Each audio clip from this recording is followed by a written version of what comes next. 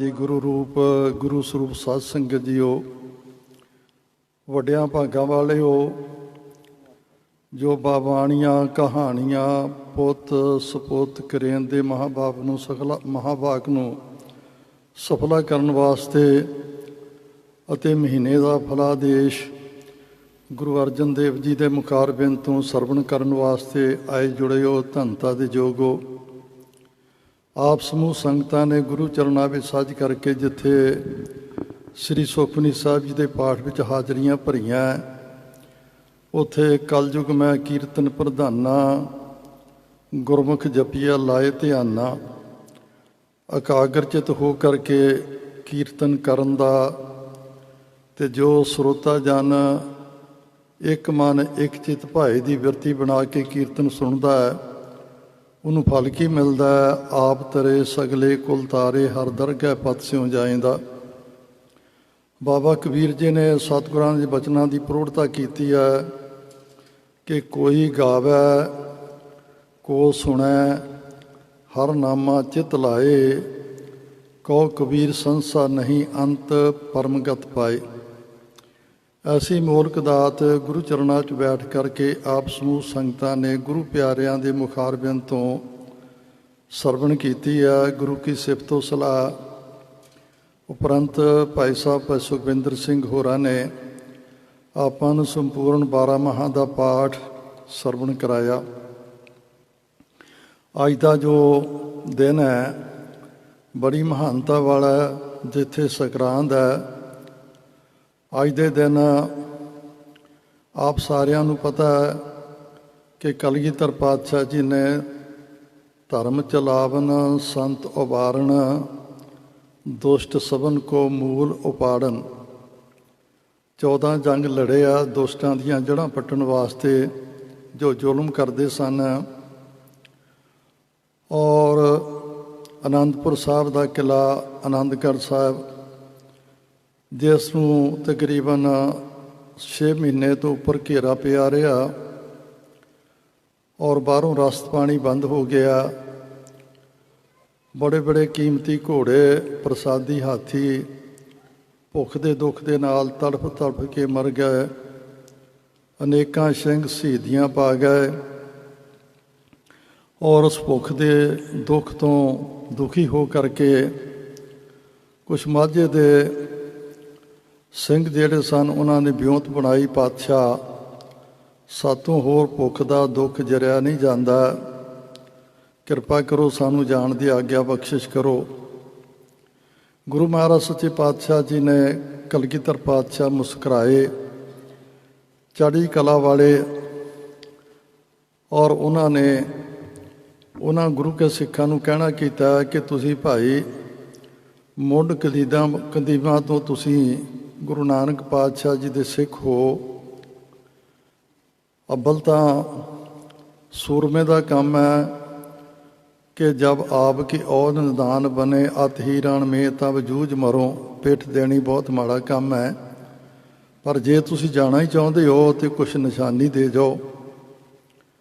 ਉਹਨਾਂ ਨੇ ਕਲਗੀਧਰ ਪਾਤਸ਼ਾਹ ਜੀ ਦੇ ਚਰਨਾਂ 'ਚ ਬੇਨਤੀ ਕੀਤੀ, ਪਾਤਸ਼ਾਹ ਔਰ ਸਾਨੂੰ ਤਾਂ ਖਾਣ ਵਾਸਤੇ ਕੁਝ ਨਹੀਂ ਮਿਲਦਾ, ਤਨ ਦੇ ਕੱਪੜੇ ਵੀ ਜਿਹੜੇ ਆ ਉਹ ਲੀਲੋ ਰੇ ਹੋ ਗਏ ਆ, ਸਾਡੇ ਪਾਸ ਦੇਣ ਨੂੰ ਕੁਛ ਨਹੀਂ ਗਾ।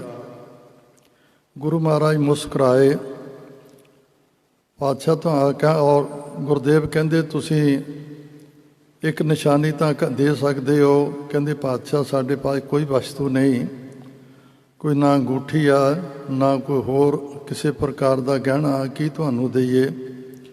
ਗੁਰੂ ਮਹਾਰਾਜ ਜੀ ਨੇ ਜੋ ਸਤਿਗੁਰਾਂ ਦਾ ਲਿਖਾਰੀ ਸੀ ਉਸ ਨੂੰ ਹੁਕਮ ਕੀਤਾ ਇੱਕ ਕੋਰਾ ਕਾਗਜ਼ ਲਿਆਵੇ। ਨਾਲ ਕਲਮ ਦਵਾਤ ਲਿਆਂਦੀ ਗਈ। ਸਤਿਗੁਰ ਕਹਿੰਦੇ ਤੁਸੀਂ ਇਸ ਕੋਰੇ ਕਾਗਜ਼ ਦੇ ਉੱਤੇ ਕੋਈ ਸਤਰਾਂ ਲਿਖ ਦਿਓ। ਪਾਤਸ਼ਾਹ ਕੀ ਲਿਖੀਏ, ਤਾਂ ਜੋ ਸਾਨੂੰ ਵੀ ਪਤਾ ਰਹੇ ਕਿ ਔਖੇ ਸਮੇਂ ਉੱਤੇ ਕੋ ਸਾਡੇ ਜਿਹੜੇ ਸਿੰਘ ਸਨ ਉਹ ਸਾਡਾ ਸਾਥ ਛੱਡ ਕੇ ਚਲੇ ਗਏ। ਕਹਿਣ ਲੱਗੇ ਤੁਸੀਂ ਇਹ ਗੱਲ ਲਿਖ ਦਿਓ ਕਿ ਅੱਜ ਤੋਂ ਤੁਸੀਂ ਸਾਡੇ ਗੁਰੂ ਨਹੀਂ ਅਤੇ ਅਸੀਂ ਤੁਹਾਡੇ ਸਿੱਖ ਨਹੀਂ, ਕਿਉਂਕਿ ਜਿੰਨਾ ਚਿਰ ਤੁਸੀਂ ਸਿੱਖ ਹੋ, ਸਿੱਖ ਦਾ ਕੰਮ ਹੈ ਗੁਰੂ ਦੀ ਸਿੱਖਿਆ ਨੂੰ ਮੰਨਣਾ, ਪਰ ਤੁਸੀਂ ਆਪਣੇ ਮਨ ਦੇ ਪਿੱਛੇ ਲੱਗ ਕੇ ਚੱਲੇ ਹੋ। ਅੱਜ ਤੋਂ ਤੁਸੀਂ ਸਾਡੇ ਨਾਲੋਂ ਨਾਤਾ ਤੋੜ ਰਹੇ ਹੋ। ਭੁੱਖ ਦੇ ਦੁੱਖ ਨੇ ਉਹਨਾਂ ਕੋਲੋਂ ਇਹ ਵੀ ਲਿਖਾ ਦਿੱਤਾ ਕਿ ਗਰੀਬ ਨਵਾਜ਼ ਸਤਿਗੁਰੂ ਠੀਕ ਹੈ, ਜਿੰਨਾ ਸਮਾਂ ਨਿਭ ਗਿਆ ਆਪ ਜੀ ਨੇ ਆਸ਼ੀਰਵਾਦਾਂ ਦਿੱਤੀਆਂ, ਪਰ ਅੱਜ ਤੋਂ ਲੈ ਕੇ ਅਸੀਂ ਤੁਹਾਨੂੰ ਲਿਖ ਕੇ ਦਿੰਦੇ ਹਾਂ ਕਿ ਤੁਸੀਂ ਸਾਡੇ ਗੁਰੂ ਨਹੀਂ, ਅਸੀਂ ਤੁਹਾਡੇ ਸਿੱਖ ਨਹੀਂ। ਸਤਿਗੁਰੂ ਕਹਿੰਦੇ ਬੜੀ ਖੁਸ਼ੀ ਦੇ ਨਾਲ ਜਾ ਸਕਦੇ ਹੋ। ਆਪ ਸਾਰਿਆਂ ਨੂੰ ਪਤਾ, ਘਰਾਂ ਵਿੱਚ ਚਲੇ ਗਏ, ਘਰਾਂ ਵਾਲਿਆਂ ਨੇ ਮੂੰਹ ਨਹੀਂ ਲਾਇਆ, ਮੁੜ ਕੇ ਵਾਪਸ ਨਹੀਂ ਆ ਸਕਦੇ, ਬੜਾ ਔਖਾ ਸਮਾਂ ਬਤੀਤ ਕਰ ਰਹੇ ਆ। ਇੱਧਰ ਗੁਰਦੇਵ ਕਲਗੀਧਰ ਪਾਤਸ਼ਾਹ ਜੀ ਨੇ ਉਹ ਲਿਖਿਆ ਹੋਇਆ ਵਿਦਾਵਾ, ਜਿਹਨੂੰ ਕਿਹਾ ਜਾਂਦਾ, ਚਿੱਟੇ ਕਾਗਜ਼ ਉੱਤੇ ਜੋ ਉਹ ਲਿਖ ਕੇ ਦੇ ਗਿਆ ਸਨ 17 ਕੁਛ, ਉਹ ਸਤਿਗੁਰਾਂ ਨੇ ਸਾਂਭ ਕੇ ਰੱਖ ਲਿਆ। ਔਰ 6 ਪੋਹ ਨੂੰ ਸਤਿਗੁਰਾਂ ਨੇ ਆਨੰਦਗੜ੍ਹ ਦਾ ਕਿਲ੍ਹਾ ਛੱਡਿਆ ਔਰ 7 ਪੋਹ ਦੀ ਰਾਤ ਜਿਹੜੀ ਹੈ ਅੰਮ੍ਰਿਤ ਵੇਲੇ ਕੀਰਤਨ ਸਰਸਾ ਦੇ ਕੰਢੇ ਉੱਤੇ ਕੀਤਾ। ਔਰ ਉਸ ਤੋਂ ਉਪਰੰਤ 7ਵੀਂ ਰਾਤ ਜਿਹੜੀ ਹੈ 7 ਪੋਹ ਦੀ ਨਿਹੰਖਾਂ, ਜਿਹਨੂੰ ਕੋਟਲਾ ਨਿਹੰਖਾਂ ਕਿਹਾ ਜਾਂਦਾ ਹੈ, ਨਿਹੰਖਾਂ ਦੇ ਨਾਂ ਉੱਤੇ ਜੋ ਉਹਦਾ ਨਗਰ ਦਾ ਨਾਮ ਹੈ ਉੱਥੇ ਕੱਟੀ ਹੈ। ਔਰ 8 ਪੋਹ ਦੀ ਰਾਤ ਔਰ ਦਿਨੇ 8 ਪੋਹ ਦੇ ਦਿਨ ਆਲਮ ਖਾਂ ਨਿਹੰਗ ਖਾਂ ਦਾ ਪੁੱਤਰ ਸੀ, ਉਹਦੇ ਨਾਲ ਚੱਲ ਕੇ ਸਤਿਗੁਰੂ ਜੀ ਜੋ ਚਮਕੌਰ ਸਾਹਿਬ ਦੀ ਗੜੀ ਵਿੱਚ ਪਹੁੰਚੇ ਆ, ਉੱਥੇ ਵਿਉਂਤ ਬਣਾਈ ਸਾਰੀ ਯੁੱਧ ਦੀ। ਔਰ 9 ਪੋਹ ਦਾ ਦਿਨ ਸਾਰਾ ਦਿਨ ਜੰਗ ਚੱਲਦਾ ਰਿਹਾ। ਜਦੋਂ ਰਾਤ ਪਈ ਆ, ਸਿੱਖਾਂ ਦੀ ਬੇਨਤੀ ਬਣ ਕਰਕੇ ਜੋ ਉਹਨਾਂ ਨੇ ਪੰਜਾਂ ਦੇ ਰੂਪ ਵਿੱਚ ਸਤਿਗੁਰਾਂ ਦੇ ਚਰਨਾਂ ਵਿੱਚ ਕੀਤੀ ਸੀ, ਸਤਿਗੁਰਾਂ ਨੇ ਤਾੜੀ ਮਾਰ ਕੇ ਗੜੀ ਨੂੰ ਛੱਡਿਆ ਔਰ 6 ਘੰਟੇ ਲਗਾਤਾਰ ਦੌੜਦੇ ਸਹਿਜੇ ਕੰਡਿਆਂ ਦੇ ਨਾਲ ਜਾਮਾ ਲੀਲੋ ਲੀਰ ਹੋ ਗਿਆ, ਨੰਗੇ ਪੈਰ ਕੰਡਿਆਂ ਦੇ ਨਾਲ ਪੈਰ ਛਾਲੋ ਛਾਲੇ ਹੋ ਗਏ ਆ। ਔਰ ਗੁਲਾਬੇ ਅਤੇ ਪੰਜਾਬੇ ਦਾ ਜੋ ਖੂਹ ਸੀ, ਬਾਗ ਸੀ, ਉੱਥੇ ਜਾ ਕੇ ਸਤਿਗੁਰਾਂ ਨੇ ਕੁਛ ਸਮਾਂ ਕਕਰੀਲੀ ਧਰਤੀ ਦੇ ਉੱਤੇ ਕਮਰ ਕੱਸਾ ਖੋਲ੍ਹ ਕੇ ਤੇ ਆਰਾਮ ਕੀਤਾ। ਔਰ ਉੱਥੇ ਹੀ ਸਤਿਗੁਰਾਂ ਨੇ ਉਹ ਸ਼ਬਦ ਉਚਾਰਨ ਕੀਤਾ, ਮਿੱਤਰ ਪਿਆਰੇ ਨੂੰ ਹਾਲ ਮੁਰੀਦਾਂ ਦਾ ਕਹਿਣਾ, ਤੁਧ ਬਿਨ ਰੋਗ ਰਜਾਈਆਂ ਦਾ ਓਢਣ, ਨਾਗ ਨਿਵਾਸਾਂ ਦੇ ਰਹਿਣਾ, ਸੂਲ ਸੁਰਾਹੀ ਖੰਜਰ ਪਿਆਲਾ, ਬਿੰਗ ਕਸਾਈਆਂ ਦਾ ਸਹਿਣਾ, ਜਾਲੜੇ ਦਾ ਸਾਨੂੰ ਸੱਥਰ ਚੰਗਾ, ਭੱਟ ਖੇੜਿਆਂ ਦਾ ਰਹਿਣਾ। ਦਿਨ ਚੜ੍ਹਿਆ, ਉੱਥੇ ਭਾਈ ਧਰਮ ਸਿੰਘ ਜੀ ਔਰ ਭਾਈ ਦਇਆ ਸਿੰਘ ਜੀ, ਭਾਈ ਮਾਨ ਸਿੰਘ ਜੀ ਸਤਿਗੁਰਾਂ ਨੂੰ ਤੜਕੇ ਅੰਮ੍ਰਿਤ ਵੇਲੇ ਮਿਲੇ ਹੈ ਔਰ ਗੁਲਾਬੇ ਦੇ ਘਰ ਵਿੱਚ ਰਾਤ ਕੱਟੀ ਹੈ। ਉੱਥੇ ਹੀ ਅਗਲੇ 2 ਦਿਨਾਂ ਦੇ ਵਿੱਚ ਨਵੀ ਖਾਂ ਅਤੇ ਗਨੀ ਖਾਂ ਨੇ ਸਤਿਗੁਰਾਂ ਨੂੰ ਉੱਚ ਦੇ ਪੀਰ ਦੇ ਰੂਪ ਵਿੱਚ ਮੁਗਲ ਘੇਰੇ ਵਿੱਚੋਂ ਬਾਹਰ ਕੱਢਿਆ। ਔਰ ਗੁਰੂ ਮਹਾਰਾਜ ਅਨੇਕਾਂ ਥਾਂ ਵਿਚਰਦੇ ਹੋਏ ਆਲਮਗੀਰ ਗਏ। ਅਖੀਰ ਸਤਿਗੁਰਾਂ ਨੇ ਦੀਨੇ ਕਾਂਗੜ ਜਾ ਕੇ ਲਖਮੀਰ ਤੇ ਸ਼ਮੀਰ 2 ਭਰਾ ਸਨ, ਤਾਂ ਤੇ ਰਾਜਪੂਤ ਸਨ, ਬੜਾ ਵੱਡਾ ਸਿੱਕਾ ਚੱਲਦਾ ਸੀ, ਬਲਵਾਨ ਵੀ ਸਨ, ਸਾਰਾ ਇਲਾਕਾ ਉਹਨਾਂ ਦੇ ਅਨਸਾਰੀ ਸੀ। ਉਹਨਾਂ ਦੇ ਘਰ ਵਿੱਚ ਪੜਾਓ ਕੀਤਾ ਔਰ ਉੱਥੇ ਵਜ਼ੀਰ ਖਾਨ ਨੇ ਉਹਨਾਂ ਨੂੰ ਧਮਕੀ ਦਿੱਤੀ ਕਿ ਤੁਹਾਡੇ ਕੋਲ ਕਲਗੀਧਰ ਪਾਤਸ਼ਾਹ ਸ੍ਰੀ ਗੁਰੂ ਗੋਬਿੰਦ ਸਿੰਘ ਜੀ ਜੋ ਗੌਰਮੈਂਟ ਦੇ ਸਰਕਾਰ ਦੇ ਬਾਗੀ ਹੈ, ਇਹਨਾਂ ਨੂੰ ਸਾਡੇ ਕੋਲ ਸਾਡੇ ਹਵਾਲੇ ਕਰ ਦਿਓ, ਨਹੀਂ ਤਾਂ ਯੁੱਧ ਵਾਸਤੇ ਤਿਆਰ ਹੋ ਜਾਓ। ਪਰ ਉਹ ਸੂਰਮੇ ਦਿਲ ਭਾਈ ਲਖਮੀਰ ਤੇ ਸ਼ਮੀਰ ਉਹਨਾਂ ਨੇ ਸਾਫ਼ ਇਨਕਾਰ ਕਰ ਦਿੱਤਾ ਕਿ ਕਲਗੀਧਰ ਪਾਤਸ਼ਾਹ ਸਾਡੇ ਮੁਰਸ਼ਿਦ ਹੈ, ਅਸੀਂ ਇਹਨਾਂ ਦੇ ਮੁਰੀਦ ਹਾਂ, ਇਸ ਕਰਕੇ ਅਸੀਂ ਲੜਨ ਵਾਸਤੇ ਤਿਆਰ ਹਾਂ, ਪਰ ਕਦੀ ਵੀ ਕਲਗੀਧਰ ਪਾਤਸ਼ਾਹ ਨੂੰ ਤੁਹਾਡੇ ਹਵਾਲੇ ਨਹੀਂ ਕਰ ਸਕਦੇ।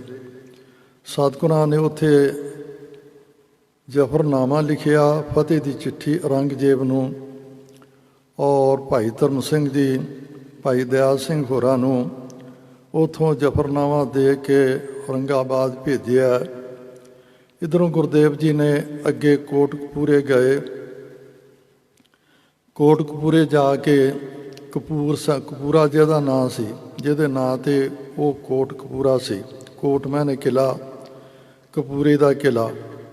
ਸਤਿਗੁਰੂ ਕਹਿਣ ਲੱਗੇ, ਤੂੰ ਗੁਰੂ ਨਾਨਕ ਪਾਤਸ਼ਾਹ ਜੀ ਦੀ ਔਰ ਜਦ ਤੋਂ ਉਹਨਾਂ ਨੇ ਆਇਆ ਤੁਹਾਡੇ ਪਰਿਵਾਰ ਵਿੱਚ ਸਿੱਖੀ ਚੱਲੀ ਆਉਂਦੀ ਆ, ਤੂੰ ਇੰਝ ਕਰ, ਵਜ਼ੀਰ ਖਾਂ ਪਿੱਛੇ ਸਾਡੇ ਆ ਰਹੇ ਆ, ਕਿਉਂਕਿ ਬਖਸ਼ਾ ਸਿੰਘ ਨੇ ਦੱਸਿਆ ਕਿ ਵਜ਼ੀਰ ਖਾਂ ਘੱਟੋ ਘੱਟ 5000 ਔਰ ਉਸ ਤੋਂ ਵਧੇਕ ਫੌਜ ਲੈ ਕੇ ਤੁਹਾਡਾ ਪਿੱਛਾ ਕਰਦਾ ਆ ਰਿਹਾ। ਸਤਿਗੁਰੂ ਕਹਿਣ ਲੱਗੇ, ਇੰਝ ਕਰ ਕਪੂਰਿਆ, ਤੂੰ ਸਾਨੂੰ ਆਪਣਾ ਕਿਲ੍ਹਾ ਦੇ ਦੇ ਤਾਂ ਜੋ ਇੱਥੇ ਜੰਗ ਦੇ ਵਿੱਚ ਆਪਾਂ ਜ਼ੋਰ ਦਿਖਾਈਏ ਅਤੇ ਵਜ਼ੀਰ ਖਾਂ ਦੇ ਨਾਲ ਮੁਕਾਬਲਾ ਕਰੀਏ। ਕੋਟਕਪੂਰਾ ਅਜੇ ਤੱਕ ਅੰਮ੍ਰਿਤ ਨੇ ਕੋਟ ਦੇ ਨਹੀਂ ਸਕਿਆ, ਕਪੂਰਾ ਅਜੇ ਤੱਕ ਅੰਮ੍ਰਿਤ ਨਹੀਂ ਸੀ ਛਕਿਆ। ਕਹਿਣ ਲੱਗਾ, ਪਾਤਸ਼ਾਹ ਮੁਗਲਾਂ ਤੋਂ ਡਰਦਾ, ਰਾਜ ਭਾਗ ਮੈਂ ਛੱਡ ਨਹੀਂ ਸਕਦਾ। ਸਤਿਗੁਰੂ ਕਹਿਣ ਲੱਗੇ, ਭਾਈ ਜੇ ਨਹੀਂ ਦੇ ਸਕਦਾ ਕਿਲ੍ਹਾ, ਰਾਜ ਭਾਗ ਵੀ ਮੰਨਣਾ ਚਾਹੁੰਦਾ ਹੈ ਅਤੇ ਇੰਝ ਕਰ, ਸਾਨੂੰ ਕੋਈ ਇਸ ਇਲਾਕੇ ਦਾ ਭੇਤੀ ਦੇ ਜਿਹੜਾ ਸਾਨੂੰ ਖਦਰਾਣੇ ਦੀ ਢਾਬ ਉੱਤੇ ਪਹੁੰਚਾ ਆਵੇ। ਔਰ ਕਪੂਰੇ ਨੇ ਆਪਣਾ ਇੱਕ ਖਾਸ ਮੋਹਤਬਰ ਖਾਨਾ ਬਰਾੜ, ਉਹਦਾ ਨਾਂ ਲਿਖਣਾ ਕੀਤਾ, ਸਤਿਗੁਰਾਂ ਦੇ ਨਾਲ ਦਿੱਤਾ। ਔਰ ਖਾਨਾ ਬਰਾੜ ਜਿਹੜਾ ਹੈ ਖਦਰਾਣੇ ਦੀ ਢਾਬ ਨੂੰ, ਜਿੱਥੇ ਅੱਜ ਕੱਲ੍ਹ ਮੁਕਤਸਰ ਸਾਹਿਬ ਹੈ, ਉੱਥੇ ਲੈ ਕੇ ਜਾ ਰਿਹਾ ਸੀ। ਰਸਤੇ ਦੇ ਵਿੱਚ ਉਹੋ ਹੀ ਜਿਹੜੇ ਵਿਦਾਵਾ ਦੇ ਕੇ ਆਏ ਸਨ, ਉਹਨਾਂ ਦੇ ਨਾਲ ਹੋਰ ਅਨੇਕਾਂ ਸੈਂਕੜਿਆਂ ਦੀ ਗਿਣਤੀ ਵਿੱਚ ਸਿੰਘ ਰਲ ਕੇ ਕਿ ਆਪਾਂ ਗੁਰੂ ਦਾ ਸਾਥ ਦਈਏ, ਜਿਨ੍ਹਾਂ ਵਿੱਚ ਮਾਤਾ ਭਾਗੋ ਵੀ ਸੀ। ਔਰ ਮਾਤਾ ਭਾਗ ਕੌਰ ਉਹਨਾਂ ਦੀ ਅਗਵਾਈ ਅਤੇ ਭਾਈ ਮਹਾਂ ਸਿੰਘ ਕਰ ਰਹੇ ਸਨ। ਸਤਿਗੁਰਾਂ ਨੂੰ ਉਹਨਾਂ ਆਏ ਹੋਏ ਸਿੱਖਾਂ ਨੇ, ਕੁਛ ਮੋਹਤਬਾਰਾਂ ਨੇ ਬੇਨਤੀ ਕਰਨੀ ਕੀਤੀ, ਪਾਤਸ਼ਾਹ ਹੁਣ ਤਾਂ ਅੱਤ ਦੀ ਹੋ ਗਈ ਹੈ, ਨਾ ਅਨੰਦਪੁਰ ਦਾ ਸੁੱਖ ਆਰਾਮ, ਨਾ ਘੋੜਾ, ਨਾ ਤਾਜ, ਨਾ ਬਾਜ, ਨਾ ਕਲਗੀ, ਨਾ ਕੋਈ ਧਨ, ਨਾ ਕੋਈ ਪਦਾਰਥ, ਸਾਰਾ ਕੁਛ ਕੁਰਬਾਨ ਕਰਤਾ ਦੇਸ਼ ਤੋਂ। ਹੁਣ ਤੁਸੀਂ ਬਾਦਸ਼ਾਹ ਨਾਲ ਸੁਲ੍ਹਾ ਕਰ ਲਓ। ਸਤਿਗੁਰੂ ਕਹਿਣ ਲੱਗੇ, ਤੁਸੀਂ ਜਾ ਕੇ ਇਹਨੂੰ ਕਹੋ ਬਾਦਸ਼ਾਹ ਨੂੰ ਕਿ ਜ਼ੁਲਮ ਕਰਨੋਂ ਹਟ ਜਾਵੇ। ਮੇਰਾ ਕੋਈ ਨਿੱਜੀ ਦੁਸ਼ਮਣੀ ਨਹੀਂ ਗੀ, ਮੈਂ ਤਾਂ ਜ਼ੁਲਮ ਦੇ ਵਿਰੁੱਧ ਲੜ ਰਿਹਾ। ਔਰ ਜਿੰਨਾ ਚਿਰ ਆਖਰੀ ਸਵਾਸ ਆ, ਜ਼ੁਲਮ ਦੇ ਵਿਰੁੱਧ ਲੜਦਾ ਰਹਾਂਗਾ। ਜੋ ਧਰਮੀ ਬੰਦਿਆਂ ਉੱਤੇ ਜ਼ੁਲਮ ਹੋ ਰਿਹਾ, ਨਿਹੱਥਿਆਂ 'ਤੇ, ਔਰ ਅਵਲਾ ਬੱਚਿਆਂ ਨੂੰ ਖੋ ਕੇ ਮਾਰਿਆ ਜਾ ਰਿਹਾ, ਉਹਨਾਂ ਚਿਰ ਮੈਂ ਆਪਣੇ ਮਾਲਕ ਦਾ, ਪਰਮੇਸ਼ਰ ਦਾ ਹੁਕਮ ਮੰਨਾਂਗਾ ਅਤੇ ਆਖਰੀ ਸਵਾਸ ਤੱਕ ਮੰਨਾਂਗਾ। ਔਰ ਨਾਲ ਸਵਾਲ ਕੀਤਾ, ਤੁਸੀਂ ਸਿੱਖ ਹੋ ਜਾਂ ਗੁਰੂ ਹੋ? ਕਹਿਣ ਲੱਗੇ, ਮਹਾਰਾਜ ਤੁਹਾਡੇ ਸਿੱਖ ਹੈ। ਕਹਿੰਦੇ, ਸਿੱਖ ਦਾ ਕੰਮ ਆ ਗੁਰੂ ਦਾ ਹੁਕਮ ਮੰਨਣਾ, ਨਾ ਕਿ ਤੁਸੀਂ ਮੈਨੂੰ ਸਿੱਖਿਆ ਦੇਣੀ ਹੈ। ਔਰ ਉਸ ਵੇਲੇ ਨਿਰੁੱਤਰ ਹੋ ਗਏ। ਸਤਿਗੁਰੂ ਅੱਗੇ ਚੱਲ ਪਏ ਔਰ ਜਿੰਨੇ ਸਿੰਘ ਨਾਲ ਸਨ ਉਹਨਾਂ ਦੇ ਨਾਲ ਵਹੀਰ ਅੱਗੇ ਖਦਰਾਣੇ ਦੀ ਢਾਬ ਉੱਤੇ ਪਹੁੰਚ ਗਏ। ਇੱਧਰੋਂ ਵਿਚਾਰ ਚਰਚਾ ਹੋਈ। ਥੋੜ੍ਹੇ ਸਮੇਂ ਤੋਂ ਬਾਅਦ ਭਾਈ ਮਹਾਂ ਸਿੰਘ ਅਤੇ ਮਾਤਾ ਭਾਗ ਕੌਰ ਨੇ ਇੱਕ ਲਕੀਰ ਖਿੱਚ ਦਿੱਤੀ ਔਰ ਭਾਈ ਮਹਾਂ ਸਿੰਘ ਕਹਿਣ ਲੱਗੇ, ਗੁਰੂ ਮਹਾਰਾਜ ਜੀ ਦਾ ਜੋ ਆਦਰਸ਼ ਹੈ, ਜੋ ਟੀਚਾ ਹੈ, ਜੋ ਉਹਨਾਂ ਦਾ ਏਮ ਹੈ, ਨਿਸ਼ਾਨਾ ਹੈ, ਜ਼ੁਲਮ ਨੂੰ ਖਤਮ ਕਰਨਾ, ਉਹ ਸਾਡੀ ਸਮਝ ਵਿੱਚ ਆ ਗਿਆ। ਤੁਹਾਡੇ ਵਿੱਚੋਂ ਜਿਸ ਨੇ ਸ਼ਹੀਦੀ ਦੇਣੀ ਹੈ, ਜ਼ੁਲਮ ਦੇ ਬਰਖਲਾਫ ਜੋ ਲੜਨਾ ਹੈ ਅਤੇ ਮਰਨਾ ਹੈ ਅਤੇ ਆਪਾਂ ਗੁਰੂ ਦੀ ਖੁਸ਼ੀ ਪ੍ਰਾਪਤ ਕਰਨੀ ਹੈ, ਉਹ ਇਹ ਲਕੀਰ ਨੂੰ ਟੱਪ ਆਵੇ। ਔਰ ਕਈ ਸਿੰਘ, ਸੈਂਕੜੇ ਸਿੰਘ ਜਿੰਨੇ ਵੀ ਆਏ ਸਨ, ਸਾਰੇ ਦੇ ਸਾਰੇ ਲਕੀਰ ਟੱਪ ਆਏ। ਜਦੋਂ ਅਗਾਂਹ ਖਦਰਾਣੇ ਦੀ ਢਾਬ ਉੱਤੇ ਪੁੱਜੇ, ਉੱਥੇ ਪਾਣੀ ਕੋਈ ਨਹੀਂ ਸੀ, ਸੁੱਕੀ ਢਾਬ ਸੀ। ਔਰ ਉੱਥੇ ਕਿਉਂਕਿ ਵਜ਼ੀਰ ਖਾਂ ਵੀ ਸਤਿਗੁਰਾਂ ਦੇ ਮਗਰ ਆ ਰਿਹਾ ਸੀ ਔਰ ਉਸ ਢਾਬ ਦੇ ਕੋਲ ਚਲਾ ਗਿਆ ਔਰ ਉੱਥੇ ਉੱਚੀ ਟਿੱਬੀ ਉੱਤੇ ਸਤਿਗੁਰੂ ਗਰੀਬ ਨਿਵਾਸ ਸੱਚੇ ਪਾਤਸ਼ਾਹ ਜੀ ਨੇ ਆਪਣਾ ਆਸਣ ਲਾ ਲਿਆ। ਜਿੰਨੇ ਸਿੰਘ ਸਨ, ਭਾਈ ਦਾਨ ਸਿੰਘ ਤੇ ਹੋਰ, ਉਹਨਾਂ ਦੇ ਨਾਲ ਉਹਨਾਂ ਨੇ ਆਪਣੇ ਮੋਰਚਾਬੰਦੀ ਕਰ ਲਈ। ਇੱਧਰ ਭਾਈ ਮਹਾਂ ਸਿੰਘ ਮਾਤਾ ਭਾਗ ਕੌਰ ਦੀ ਅਗਵਾਈ ਵਿੱਚ ਜਿੰਨੇ ਸਿੰਘ ਲੀਕ ਟੱਪ ਕੇ ਆਏ ਸਨ, ਉਹਨਾਂ ਨੇ ਜੋ ਚਾਦਰੇ, ਜੋ ਕੋਲ ਕੰਬਲ ਸਨ, ਬੇਰੀਆਂ ਉੱਤੇ ਪਾ ਦਿੱਤੇ ਕਿ ਆਹ ਮੌਕਾ ਹੈ ਅਸਲੀ ਸਤਿਗੁਰਾਂ ਦੀ ਖੁਸ਼ੀ ਪ੍ਰਾਪਤ ਕਰਨ ਦਾ। ਜਦੋਂ ਟਾਂਗੂ ਦਾ ਭਾਵ ਹੁੰਦਾ ਹੈ ਪੁਰਾਣੇ ਸਮੇਂ ਵਿੱਚ ਉੱਚਾ ਦਰਖਤ, ਉਹਦੇ ਉੱਤੇ ਇੱਕ ਬੰਦਾ ਚੜ੍ਹ ਜਾਂਦਾ ਸੀ। ਉਹ ਦੱਸਦਾ ਸੀ ਕਿ ਦੂਰੋਂ ਕਿਹੜਾ ਦੁਸ਼ਮਣ ਆ ਰਿਹਾ, ਕਿੱਥੇ ਆ ਰਿਹਾ। ਜਦੋਂ ਟਾਂਗੂ ਨੇ ਦੱਸਣਾ ਕੀਤਾ ਕਿ ਵਜ਼ੀਰ ਖਾਂ ਸਿੱਧਾ ਖਦਰਾਣੇ ਦੀ ਢਾਬ ਉੱਤੇ ਕਬਜ਼ਾ ਕਰਨ ਵਾਸਤੇ ਆ ਰਿਹਾ, ਉੱਧਰੋਂ ਸਿੰਘਾਂ ਨੇ ਮੋਰਚੇ ਸੰਭਾਲੇ ਹੋਏ ਸਨ। ਥਾਂਪੁਰ ਥਾਂ 5-5, 10-10 ਦੇ ਜਥੇ ਬਣਾ ਕੇ ਉਹਨਾਂ ਨੇ ਬੰਦੂਕਾਂ ਦੀ ਬਾੜ ਕਰ ਦਿੱਤੀ, ਭਾਵ ਬੰਦੂਕਾਂ ਚਲਾ ਦਿੱਤੀਆਂ। ਵਜ਼ੀਰ ਖਾਂ ਦਾ ਧਿਆਨ ਖਿੱਚਿਆ ਗਿਆ। ਉੱਥੇ ਘਮਸਾਨ ਦਾ ਯੁੱਧ ਹੋਇਆ ਔਰ ਜਿਹਦੇ ਵਿੱਚ ਮਾਤਾ ਭਾਗ ਕੌਰ ਬੜੇ ਘਾਇਲ ਹੋ ਗਏ। ਉਸ ਨੇ ਕਈਆਂ ਦੁਸ਼ਮਣਾਂ ਨੂੰ ਔਰ ਇਸ ਸੰਸਾਰ ਤੋਂ ਅਲਵਿਦਾ ਕੀਤੀ ਆਪਣੇ ਸਾਂਗ ਦੇ ਨਾਲ। ਇੱਧਰ ਗੁਰੂ ਕੇ ਸਿੱਖ ਜਦੋਂ ਤੀਰ ਬੰਦੂਕਾਂ ਦੀਆਂ ਗੋਲੀਆਂ ਮੁੱਕ ਗਈਆਂ, ਹੱਥੋਂ ਹੱਥ ਹੋ ਕਰਕੇ ਤਲਵਾਰਾਂ ਨੇਜੇ ਲੈ ਕੇ ਵਜ਼ੀਰ ਖਾਂ ਦੀ ਫੌਜ ਦਾ ਮੁਕਾਬਲਾ ਕੀਤਾ ਔਰ ਵਜ਼ੀਰ ਖਾਂ ਦੀ ਫੌਜ ਅੱਧੀ ਤੋਂ ਜ਼ਿਆਦਾ ਮਰ ਚੁੱਕੀ ਸੀ ਔਰ ਗਰਮੀਆਂ ਦੇ ਦਿਨ ਸਨ। ਉਸ ਵੇਲੇ ਵਿਸਾਖ ਦਾ ਮਹੀਨਾ ਸੀ ਔਰ ਉਸ ਵੇਲੇ ਉੱਚੀ ਟਿੱਬੀ ਤੋਂ ਗੁਰੂ ਮਹਾਰਾਜ ਜਦੋਂ ਦੇਖਦੇ ਕਿ ਵਜ਼ੀਰ ਖਾਂ ਦੀ ਫੌਜ ਸਿੰਘਾਂ ਉੱਤੇ ਹਾਵੀ ਹੋ ਰਹੀ ਹੈ ਤੇ ਉੱਥੇ ਚੋਣਮਾ ਢੀਰ ਛੱਡਦੇ। ਜੋ ਉਹਨਾਂ ਦਾ ਜਰਨੈਲ ਸੀ ਉਸ ਨੂੰ ਲੱਗਦਾ ਢੇਰੀ ਹੋ ਜਾਂਦਾ। ਘੜੀ ਘੜੀ ਵਜ਼ੀਰ ਖਾਂ ਨੂੰ ਆਪਣੀ ਫੌਜ ਦੀ ਵਿਉਂਤਬੰਦੀ ਕਰਨੀ ਪੈ ਰਹੀ ਸੀ। ਅਖੀਰ ਜਦੋਂ ਸਾਰੇ ਸਿੰਘ ਸ਼ਹੀਦ ਹੋ ਗਏ ਤੇ ਉਸ ਵੇਲੇ ਜੋ ਕਪੂਰ ਸਿੰਘ ਸੀ, ਉਸ ਨੂੰ ਦਾਨੇ ਆਪਣੇ ਵਜ਼ੀਰ ਖਾਂ ਨੇ ਪੁੱਛਣਾ ਕੀਤਾ ਕਿ ਤੂੰ ਗੁਰੂ ਮਹਾਰਾਜ ਜੀ ਦਾ ਸੀਸ ਸਿਆਣ, ਇਹਨਾਂ ਵਿੱਚ ਕੋਈ ਹੈ ਤਾਂ ਜੋ ਮੈਂ ਜਿੱਤ ਦਾ ਡਾਂਕਾ ਵਜਾ ਕੇ ਜਾਵਾਂ। ਔਰ ਜਿਹੜੇ ਸੀਸ 'ਤੇ ਸ਼ੱਕ ਪੈਂਦੀ ਸੀ ਸ਼ਹੀਦ ਹੋਇਆਂ 'ਤੇ, ਔਰ ਉੱਥੇ ਕਪੂਰਾ ਸਿਰ ਹਿਲਾ ਦਿੰਦਾ, ਨਹੀਂ ਇਹ ਨਹੀਂ, ਤਾਂ ਤੇ ਇਹ ਵੀ ਸਿਰ ਗੁਰੂ ਮਹਾਰਾਜ ਜੀ ਦਾ ਸੀਸ ਨਹੀਂ ਗਾ। ਅਖੀਰ ਜਦੋਂ ਕਹਿਣ ਲੱਗਾ ਕਲਗੀਧਰ ਪਾਤਸ਼ਾਹ, ਕਪੂਰ ਸਿੰਘ ਨੇ ਕਹਿਣਾ ਕੀਤਾ ਕਿ ਉਹ ਤਾਂ ਅਗਾਂਹ ਨਿਕਲ ਗਏ ਆ, ਕਹਿੰਦੇ ਉਹਨਾਂ ਦਾ ਪਿੱਛਾ ਕਰਨਾ, ਪਰ ਇਹ ਦੱਸ ਫੌਜ ਦੇ ਵਿੱਚ ਪਾਣੀ ਦੀ ਜਿਹੜੀ ਆ ਉਹ ਹਾਹਾਕਾਰ ਮਚੀ ਹੋਈ ਹੈ। ਪਾਣੀ ਕਿਤੇ ਮਿਲ ਨਹੀਂ ਰਿਹਾ। ਜੋ ਮਸ਼ਕਾਂ ਤੇ ਖੱਚਰਾਂ 'ਤੇ ਲੱਦ ਕੇ ਲਿਆਂਦਾ ਸੀ ਪਾਣੀ, ਉਹ ਸਾਰਾ ਸਮਾਪਤ ਹੋ ਚੁੱਕਾ। ਹੁਣ ਇਹ ਦੱਸ ਵੀ ਅਗਾਂਹ ਪਾਣੀ ਕਿੱਥੇ ਮਿਲੇਗਾ। ਤੇ ਕਪੂਰੇ ਨੇ ਕਹਿਣਾ ਕੀਤਾ ਕਿ ਮਹਾਰਾਜ, ਉਹਨੂੰ ਵਜ਼ੀਰ ਖਾਂ ਨੂੰ, ਕਿਉਂਕਿ ਉਹਦਾ ਰਾਜ ਦਾ ਸਿੱਕਾ ਚੱਲਦਾ ਸੀ, ਕਹਿੰਦਾ ਵਜ਼ੀਰ ਖਾਂ ਜੇ ਤਾਂ ਅਗਾਂਹ ਜਾਣਾ ਹੈ, ਗੁਰੂ ਦਾ ਪਿੱਛਾ ਕਰਨਾ ਹੈ, 30 ਕੋਹ ਉੱਤੇ ਪਾਣੀ ਮਿਲੇਗਾ। ਜੇ ਆਪਾਂ ਪਿੱਛੇ ਜਾਂਦੇ ਹਾਂ 10 ਕੋਹ ਉੱਤੇ ਪਾਣੀ ਆ।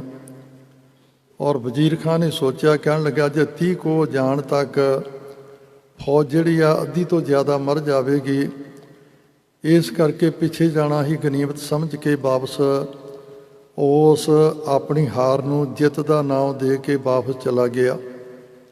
ਉੱਧਰ ਜਦੋਂ ਵਾਪਸ ਚਲਾ ਗਿਆ, ਕਲਗੀਧਰ ਪਾਤਸ਼ਾਹ ਉੱਚੀ ਟਿੱਬੀ ਉੱਤੋਂ ਉਤਰੇ ਔਰ ਸਾਰਿਆਂ ਨੂੰ ਆਪਣੇ ਕਮਰ ਕੱਸਾ ਖੋਲ੍ਹ ਕਰਕੇ ਉਹਨਾਂ ਦੇ ਲਹੂ ਦੇ ਨਾਲ ਲਿਬੜੇ ਹੋਏ ਮੂੰਹ ਤੇ ਪਈ ਹੋਈ ਧੂੜ ਨੂੰ ਸਾਫ਼ ਕੀਤਾ। ਕਿਸੇ ਨੂੰ 5 ਹਜ਼ਾਰੀ, ਕਿਸੇ ਨੂੰ 10 ਹਜ਼ਾਰੀ, ਕਿਸੇ ਨੂੰ 20 ਹਜ਼ਾਰੀ, ਕਿਸੇ ਨੂੰ 30 ਹਜ਼ਾਰੀ, ਕਿਸੇ ਨੂੰ ਕਾਬਲ ਕੰਧਾਰ ਦਾ ਰਾਜਾ ਕਹਿ ਕੇ ਸਤਿਗੁਰਾਂ ਨੇ ਵਰ ਦੇਣਾ ਕੀਤੇ ਆ। ਔਰ 20,000 10,000 ਕਿਉਂ ਦਿੱਤੇ? ਕਿਉਂਕਿ ਜਿਹੜੇ ਮੋਰਚੇ ਬਣਾਏ ਹੋਏ ਸਨ ਉਹਨਾਂ ਤੋਂ ਜਿਹੜਾ 500 ਗਜ ਅੱਗੇ ਹੋ ਕੇ ਲੜੇ ਆ ਔਰ ਸ਼ਹੀਦ ਹੋਏ ਆ ਉਹਨਾਂ ਨੂੰ 5,000 ਹੀ, ਜਿਹੜਾ 10 ਆਪਣੇ ਤਕਰੀਬਨ ਅੱਗੇ ਹੋ ਕੇ ਲੜੇ ਆ ਉਹਨਾਂ ਨੂੰ 10,000, ਜਿਹੜਾ 30 ਗਜ ਅੱਗੇ ਹੋ ਕੇ ਲੜੇ ਆਪਣੇ ਤੋਂ ਵੱਧ ਉਹਨਾਂ ਨੂੰ ਮਾਰਨਾ ਕੀਤਾ, ਮੁਗਲਾਂ ਨੂੰ ਮੌਤ ਦੇ ਘਾਟ ਉਤਾਰਿਆ, ਉਹਨਾਂ ਨੂੰ 30,000 ਦਾ ਖਿਤਾਬ ਦਿੱਤਾ। ਅਖੀਰ ਸਤਿਗੁਰੂ ਗਰੀਬ ਨਵਾਜ ਇਹ ਗੁਰੂ ਕਾ ਪਿਆਰਾ ਜਿਹੜਾ ਬਦਾਵਾ ਦੇ ਕੇ ਉਹਨਾਂ ਦਾ ਮੁਖੀ ਹੋ ਕੇ ਇਹ ਲਿਖ ਕੇ ਦੇ ਆਇਆ ਸੀ ਕਿ ਤੁਸੀਂ ਅੱਜ ਤੋਂ ਸਾਡੇ ਗੁਰੂ ਨੇ, ਅਸੀਂ ਤੁਹਾਡੇ ਸਿੱਖ ਨੇ। ਅਜੇ ਤੱਕ ਉਸ ਦੇ ਪ੍ਰਾਣ ਪੰਖੇਰੂ ਨਹੀਂ ਸਨ ਹੋਏ ਔਰ ਘਾਇਲ ਹੋਇਆ ਪਿਆ ਸੀ। ਸਤਿਗੁਰੂ ਗਰੀਬ ਨਵਾਜ ਸੱਚੇ ਪਾਤਸ਼ਾਹ ਕਲਗੀਧਰ ਉਹਦੇ ਪਾਸ ਗਏ ਔਰ ਉਹਦਾ ਜਿਹੜਾ ਸਿਰ ਸੀ ਆਪਣੀ ਗੋਦ ਵਿੱਚ ਲਿਆ ਔਰ ਦਾਨ ਸਿੰਘ ਪਾਸੋਂ ਪਾਣੀ ਲੈ ਕੇ ਉਹਦੇ ਮੂੰਹ ਵਿੱਚ ਚੋਇਆ, ਕਮਰ ਕੱਸੇ ਦੇ ਕੱਪੜੇ ਦੇ ਨਾਲ ਉਹਦਾ ਮੂੰਹ ਸਾਫ਼ ਕੀਤਾ।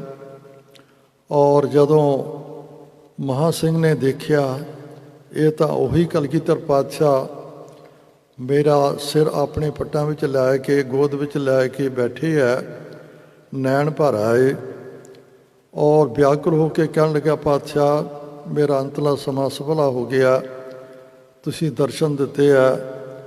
ਕਲਗੀਧਰ ਪਾਤਸ਼ਾਹ ਕਹਿਣ ਲੱਗੇ, ਮਹਾਂ ਸਿੰਘ ਸਿਆਣ ਲਿਆ? ਕਹਿੰਦੇ ਪਾਤਸ਼ਾਹ ਸਿਆਣ ਲਿਆ। ਕਹਿੰਦੇ ਬਸ ਤੂੰ ਵੀ ਸਿਆਣ ਲਿਆ ਅਤੇ ਮੈਂ ਵੀ ਤੈਨੂੰ ਸਿਆਣ ਲਿਆ, ਤੂੰ ਮਹਾਂ ਸਿੰਘ ਹੈ ਔਰ ਸਮਾਂ ਬਹੁਤ ਘੱਟ ਹੈ, ਥੋੜ੍ਹੇ ਸਮੇਂ ਤੋਂ ਬਾਅਦ ਤੂੰ ਵੀ ਇਸ ਸੰਸਾਰ ਤੋਂ ਤੁਰ ਜਾਣਾ, ਕੁਛ ਮੰਗ। ਔਰ ਉਸ ਨੇ ਦੋਨੇ ਹੱਥ ਕੰਬਦੇ ਹੋਏ ਇਕੱਠੇ ਕਰਕੇ ਕਹਿਣਾ ਕੀਤਾ, ਹੱਥ ਜੋੜ ਕੇ, ਪਾਤਸ਼ਾਹ ਬਸ ਟੁੱਟੀ ਗੰਢੋ। 3 ਵਾਰੀ ਕਹਿਣਾ ਕੀਤਾ, ਪਾਤਸ਼ਾਹ ਟੁੱਟੀ ਗੰਢੋ, ਅਸੀਂ ਤੁਹਾਡੇ ਨਾਲ ਤੋੜ ਆਏ ਸਾਂ, ਕਿਰਪਾ ਕਰੋ ਹੁਣ ਆਖਰੀ ਵੇਲਾ ਟੁੱਟੀ ਗੰਢੋ। ਔਰ ਗੁਰੂ ਮਹਾਰਾਜ ਸੱਚੇ ਪਾਤਸ਼ਾਹ ਜੀ ਨੇ ਕਹਿਣ ਲੱਗੇ, ਮਹਾਂ ਸਿੰਘ ਟੁੱਟੀ ਗੰਢੀ ਗਈ, ਤੁਸੀਂ ਆਪਣੇ ਪਿਆਰੇ ਪ੍ਰਾਣ ਜਿਹੜੇ ਆ ਜੋ ਸਾਡਾ ਮਿਸ਼ਨ ਹੈ ਉਸ ਤੋਂ ਨਿਸ਼ਾਵਰ ਕਰਨਾ ਕੀਤੇ ਆ, ਤੁਹਾਡਾ ਸਦਾ ਵਾਸਤੇ ਪਰਮੇਸ਼ਰ ਦੇ ਚਰਨਾਂ ਵਿੱਚ ਨਿਵਾਸ ਹੋਵੇਗਾ। ਔਰ ਇਹ ਅੱਜ ਤੋਂ ਲੈ ਕੇ ਖਦਰਾਣਾ ਨਹੀਂ, ਇਹ ਮੁਕਤ ਸਾਰਾ ਮੁਕਤੀ ਦਾ ਘਰ ਹੈ। ਔਰ ਇਸੇ ਪ੍ਰਕਾਰ ਦੂਸਰੀ ਬੇਨਤੀ ਕੀਤੀ, ਮਹਾਂ ਸਿੰਘ ਨੇ, ਪਾਤਸ਼ਾਹ ਇਹ ਕਿਰਪਾ ਕਰੋ ਜੋ ਅਸੀਂ ਉਹ ਕਾਗਜ਼ ਦੇ ਉੱਤੇ ਕਲਮ ਦੇ ਨਾਲ ਕਾਲੇ ਅੱਖਰ ਲਿਖ ਕੇ ਦੇ ਆਏ ਸਾਂ, ਕਿਰਪਾ ਕਰਕੇ ਉਹ ਪਾੜ ਦਿਓ।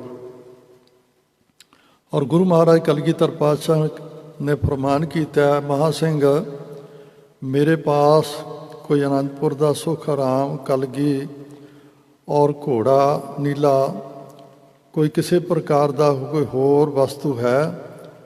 ਕਹਿਣ ਲੱਗੇ, ਪਾਤਸ਼ਾਹ ਕੁਛ ਨਹੀਂ। ਕਹਿਣ ਲੱਗੇ, ਪਰ ਮੈਂ ਤੇਰੀ ਅਮਾਨਤ ਜਿਹੜੀ ਆ, ਕਿਉਂਕਿ ਮੈਨੂੰ ਪਤਾ ਸੀ ਕਿ ਤੁਸੀਂ ਬੇਦਾਵਾ ਵੀ ਦੇ ਦਿੱਤਾ ਪਰ ਦਾਅਵੇਦਾਰ ਵੀ ਤੁਸੀਂ ਕਿਸੇ ਸਮੇਂ ਬਣਨਾ ਹੈ, ਇਸ ਕਰਕੇ ਔਰ ਮੇਰੇ ਪਾਸੋਂ ਤੁਹਾਡੀ ਅਮਾਨਤ ਜਿਹੜੀ ਆ, ਮੇਰੇ ਪਾਸ ਪੁੱਤਰ 4 ਸ਼ਹੀਦ ਹੋ ਗਏ ਆ ਔਰ ਅਨੇਕਾਂ ਕਸ਼ਟ ਝੱਲੇ ਆ। ਅਨੰਦਪੁਰ ਦਾ ਸੁੱਖ ਆਰਾਮ ਕੋਈ ਨਹੀਂ ਗਾ, ਨਾ ਕੋਈ ਮਾਇਆ ਆ, ਨਾ ਕੋਈ ਧਨ ਪਦਾਰਥ ਹੈ, ਨਾ ਕਲਗੀ ਆ, ਨਾ ਜਗ੍ਹਾ ਆਪਣੇ ਜਗ੍ਹਾ, ਤੇ ਕੇਵਲ ਇੱਕ ਤੁਹਾਡੀ ਇਮਾਨਤ ਸਾਂਭ ਕੇ ਰੱਖੀ ਆ। ਉਸ ਵੇਲੇ ਗੁਰੂ ਮਹਾਰਾਜ ਜੀ ਨੇ ਆਪਣੇ ਜੇਬ ਦੇ ਵਿੱਚੋਂ ਉਹ ਕਾਗਜ਼ ਜੋ ਭਾਈ ਮਹਾਂ ਸਿੰਘ ਨੇ ਲਿਖ ਕੇ ਸਿੱਕਾਂ ਸਮੇਤ ਦਿੱਤਾ ਸੀ, ਸਤਿਗੁਰਾਂ ਨੇ ਉਸ ਨੂੰ ਪਾੜ ਦਿੱਤਾ ਤੇ ਹਵਾ ਵਿੱਚ ਉਡਾ ਦਿੱਤਾ। ਕਹਿਣ ਲੱਗੇ, ਮਹਾਂ ਸਿੰਘ ਟੁੱਟੀ ਗੰਢੀ ਗਈ, ਤੁਹਾਡਾ ਸਾਰਿਆਂ ਦਾ ਗੁਰੂ ਚਰਨਾਂ ਵਿੱਚ ਨਿਵਾਸ, ਅੱਜ ਤੋਂ ਲੈ ਕੇ ਸਦਾ ਵਾਸਤੇ ਤੁਸੀਂ ਮੁਕਤ ਹੋ ਗਏ ਹੋ।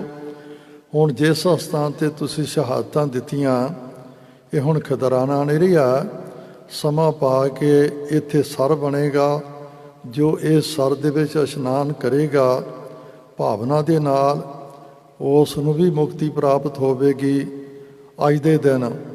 ਕਿਉਂਕਿ ਪੁਰਾਣੇ ਸਮੇਂ ਵਿੱਚ ਉਹ ਮਾਰੂ ਥਲ ਸੀ, ਜੋ ਉਧਰ ਸਨ ਬੜੀ ਗਰਮੀ ਪੈਂਦੀ ਸੀ ਉਹ ਵਿਸਾਖ ਦੇ ਮਹੀਨੇ ਨੂੰ ਸਾਡੇ ਪੁਰਖਿਆਂ ਨੇ ਮਾਘੀ ਦੇ ਮਹੀਨੇ ਵਿੱਚ ਇਹ ਪੁਰਬ ਮਨਾਉਣ ਦਾ 40 ਮੁਕਤਿਆਂ ਦਾ ਜਿਹੜਾ ਹੈ ਉਹ ਉਹਨਾਂ ਨੇ ਇਹ ਪੁਰਬ ਆਰੰਭ ਕੀਤਾ।